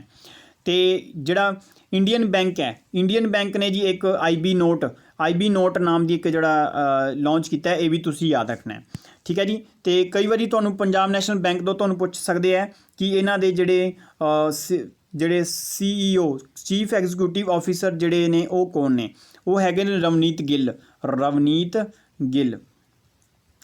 ਗਿੱਲ, ਠੀਕ ਹੈ ਜੀ। ਉਸ ਤੋਂ ਬਾਅਦ ਇਹਨੂੰ ਤੁਹਾਨੂੰ ਪੁੱਛ ਸਕਦੇ MD ਕੌਣ ਨੇ ਜੀ, ਤਾਂ ਇਹ ਯਾਦ ਰੱਖਣਾ SS ਮਲਿਕਾ ਅਰਜੁਨ ਇਹਨਾਂ ਦੇ ਮੇਨ MD ਨੇ, ਮੈਨੇਜਿੰਗ ਡਾਇਰੈਕਟਰ, ਠੀਕ ਹੈ ਜੀ। CEO ਕੀ ਹੁੰਦਾ, CEO ਇਸ ਤੋਂ ਥੋੜ੍ਹਾ ਡਿਫਰੈਂਸ ਦੱਸਦਾ। CEO ਜਿਹੜਾ ਹੁੰਦਾ ਜੀ ਮੇਨ, ਜਿਨ੍ਹਾਂ ਨੇ ਐਗਜ਼ੀਕਿਊਟਿਵ ਫੰਕਸ਼ਨ ਸਾਰੇ ਵੇਖਣੇ ਹੁੰਦੇ ਪੈਸੇ ਲੈਣ ਦੇਣ ਤੋਂ, ਅਤੇ ਜਿਹੜੇ MD ਹੁੰਦੇ ਨੇ ਉਹ ਹੁੰਦੇ ਨੇ ਜੀ ਜਿਨ੍ਹਾਂ ਨੇ ਮੈਨੇਜਮੈਂਟ ਤੋਂ ਰਿਲੇਟਡ ਸਾਰਾ ਵਰਕ ਦੇਖਣਾ ਹੁੰਦਾ, ਠੀਕ ਹੈ ਜੀ। ਥੋੜ੍ਹਾ ਜਿਹਾ ਹੀ ਡਿਫਰੈਂਸ ਹੁੰਦਾ, ਜ਼ਿਆਦਾ ਇਹਨਾਂ 'ਚ ਡਿਫਰੈਂਸ ਨਹੀਂ ਹੁੰਦਾ। ਤੁਹਾਨੂੰ ਪਤਾ ਜੀ ਥੋੜ੍ਹਾ ਦਿਨ ਪਹਿਲੇ ਇਹਨਾਂ ਨੇ 10 ਬੈਂਕਾਂ ਨੂੰ ਮਰਜ ਕੀਤਾ ਸੀਗਾ, ਅਤੇ ਇਹਦੇ ਵਿੱਚ ਪੰਜਾਬ ਨੈਸ਼ਨਲ ਨਾਲ ਕਿਹੜੇ 2 ਬੈਂਕ ਮਰਜ ਹੋਏ ਸਨ, ਇਹ ਵੀ ਤੁਸੀਂ ਦੱਸ ਦਿਓ। ਇਹਦੇ ਵਿੱਚ ਹੈਗਾ ਜੀ ਇੱਕ ਤਾਂ OBC ਬੈਂਕ ਹੈ, ਓਰੀਐਂਟਲ ਜਿਹੜਾ ਬੈਂਕ ਆਫ ਕਾਮਰਸ ਹੈ, ਅਤੇ PNB ਹੋ ਗਿਆ, ਅਤੇ ਉਸ ਤੋਂ ਬਾਅਦ ਤੁਹਾਡਾ ਯੂਨਾਈਟਿਡ ਬੈਂਕ ਆਫ ਇੰਡੀਆ ਹੋ ਗਿਆ। ਇਹਨਾਂ ਤਿੰਨਾਂ ਨੂੰ ਮਰਜ ਕਰਕੇ ਪੰਜਾਬ ਨੈਸ਼ਨਲ ਬੈਂਕ ਇੱਕ ਮੇਨ ਬੈਂਕ ਬਣਾ ਦਿੱਤਾ ਗਿਆ, ਇਹ ਵੀ ਤੁਸੀਂ ਯਾਦ ਰੱਖਣਾ ਹੈ।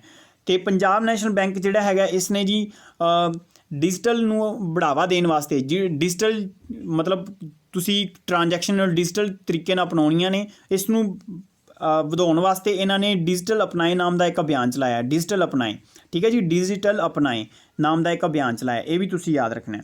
ਆਈ ਹੋਪ ਕਿ ਤੁਹਾਨੂੰ ਹੁਣ ਤੱਕ ਦੀ ਸਾਰੀ GK ਕੰਪਲੀਟ, ਮੈਂ ਇਹਦੇ ਵਿੱਚ ਲਗਭਗ ਸਾਰੀਆਂ ਚੀਜ਼ਾਂ ਇਹਦੇ ਵਿੱਚ ਕਵਰ ਕੀਤੀਆਂ ਨੇ, ਹਰ ਇੱਕ ਪੁਆਇੰਟ ਨੂੰ ਮੈਂ ਤਰੀਕੇ ਨਾਲ ਕਵਰ ਵੀ ਕੀਤਾ। ਅਤੇ ਇਸ ਤੋਂ ਬਾਅਦ ਆਪਾਂ ਨੈਕਸਟ ਕਲਾਸ ਦੇ ਵਿੱਚ ਮਿਲਾਂਗੇ। Thank you for watching my lectures. ਅਤੇ ਤੁਸੀਂ ਪਲੀਜ਼ ਜੇ ਤੁਹਾਨੂੰ ਵੀਡੀਓ ਵਧੀਆ ਲੱਗੀ ਹੋਵੇ ਤਾਂ ਲਾਈਕ ਕਰਕੇ ਤੁਸੀਂ ਸਾਨੂੰ ਮੋਟੀਵੇਟ ਕਰ ਸਕਦੇ ਹੋ, ਕਿਉਂਕਿ ਹੋਰ ਤੁਹਾਡੇ ਲਈ ਇਸ ਤੋਂ ਇਲਾਵਾ ਹੋਰ ਜਿਹੜੇ ਲੈਕਚਰ ਨੇ ਸਟੈਟਿਕ GK ਦੇ ਉਹ ਵੀ ਬਹੁਤ ਜਲਦ ਅਪਲੋਡ ਕਰਾਂਗੇ ਇਸ ਦੇ ਉੱਪਰ। ਅਤੇ thank you for watching my lectures. Happy learning to all.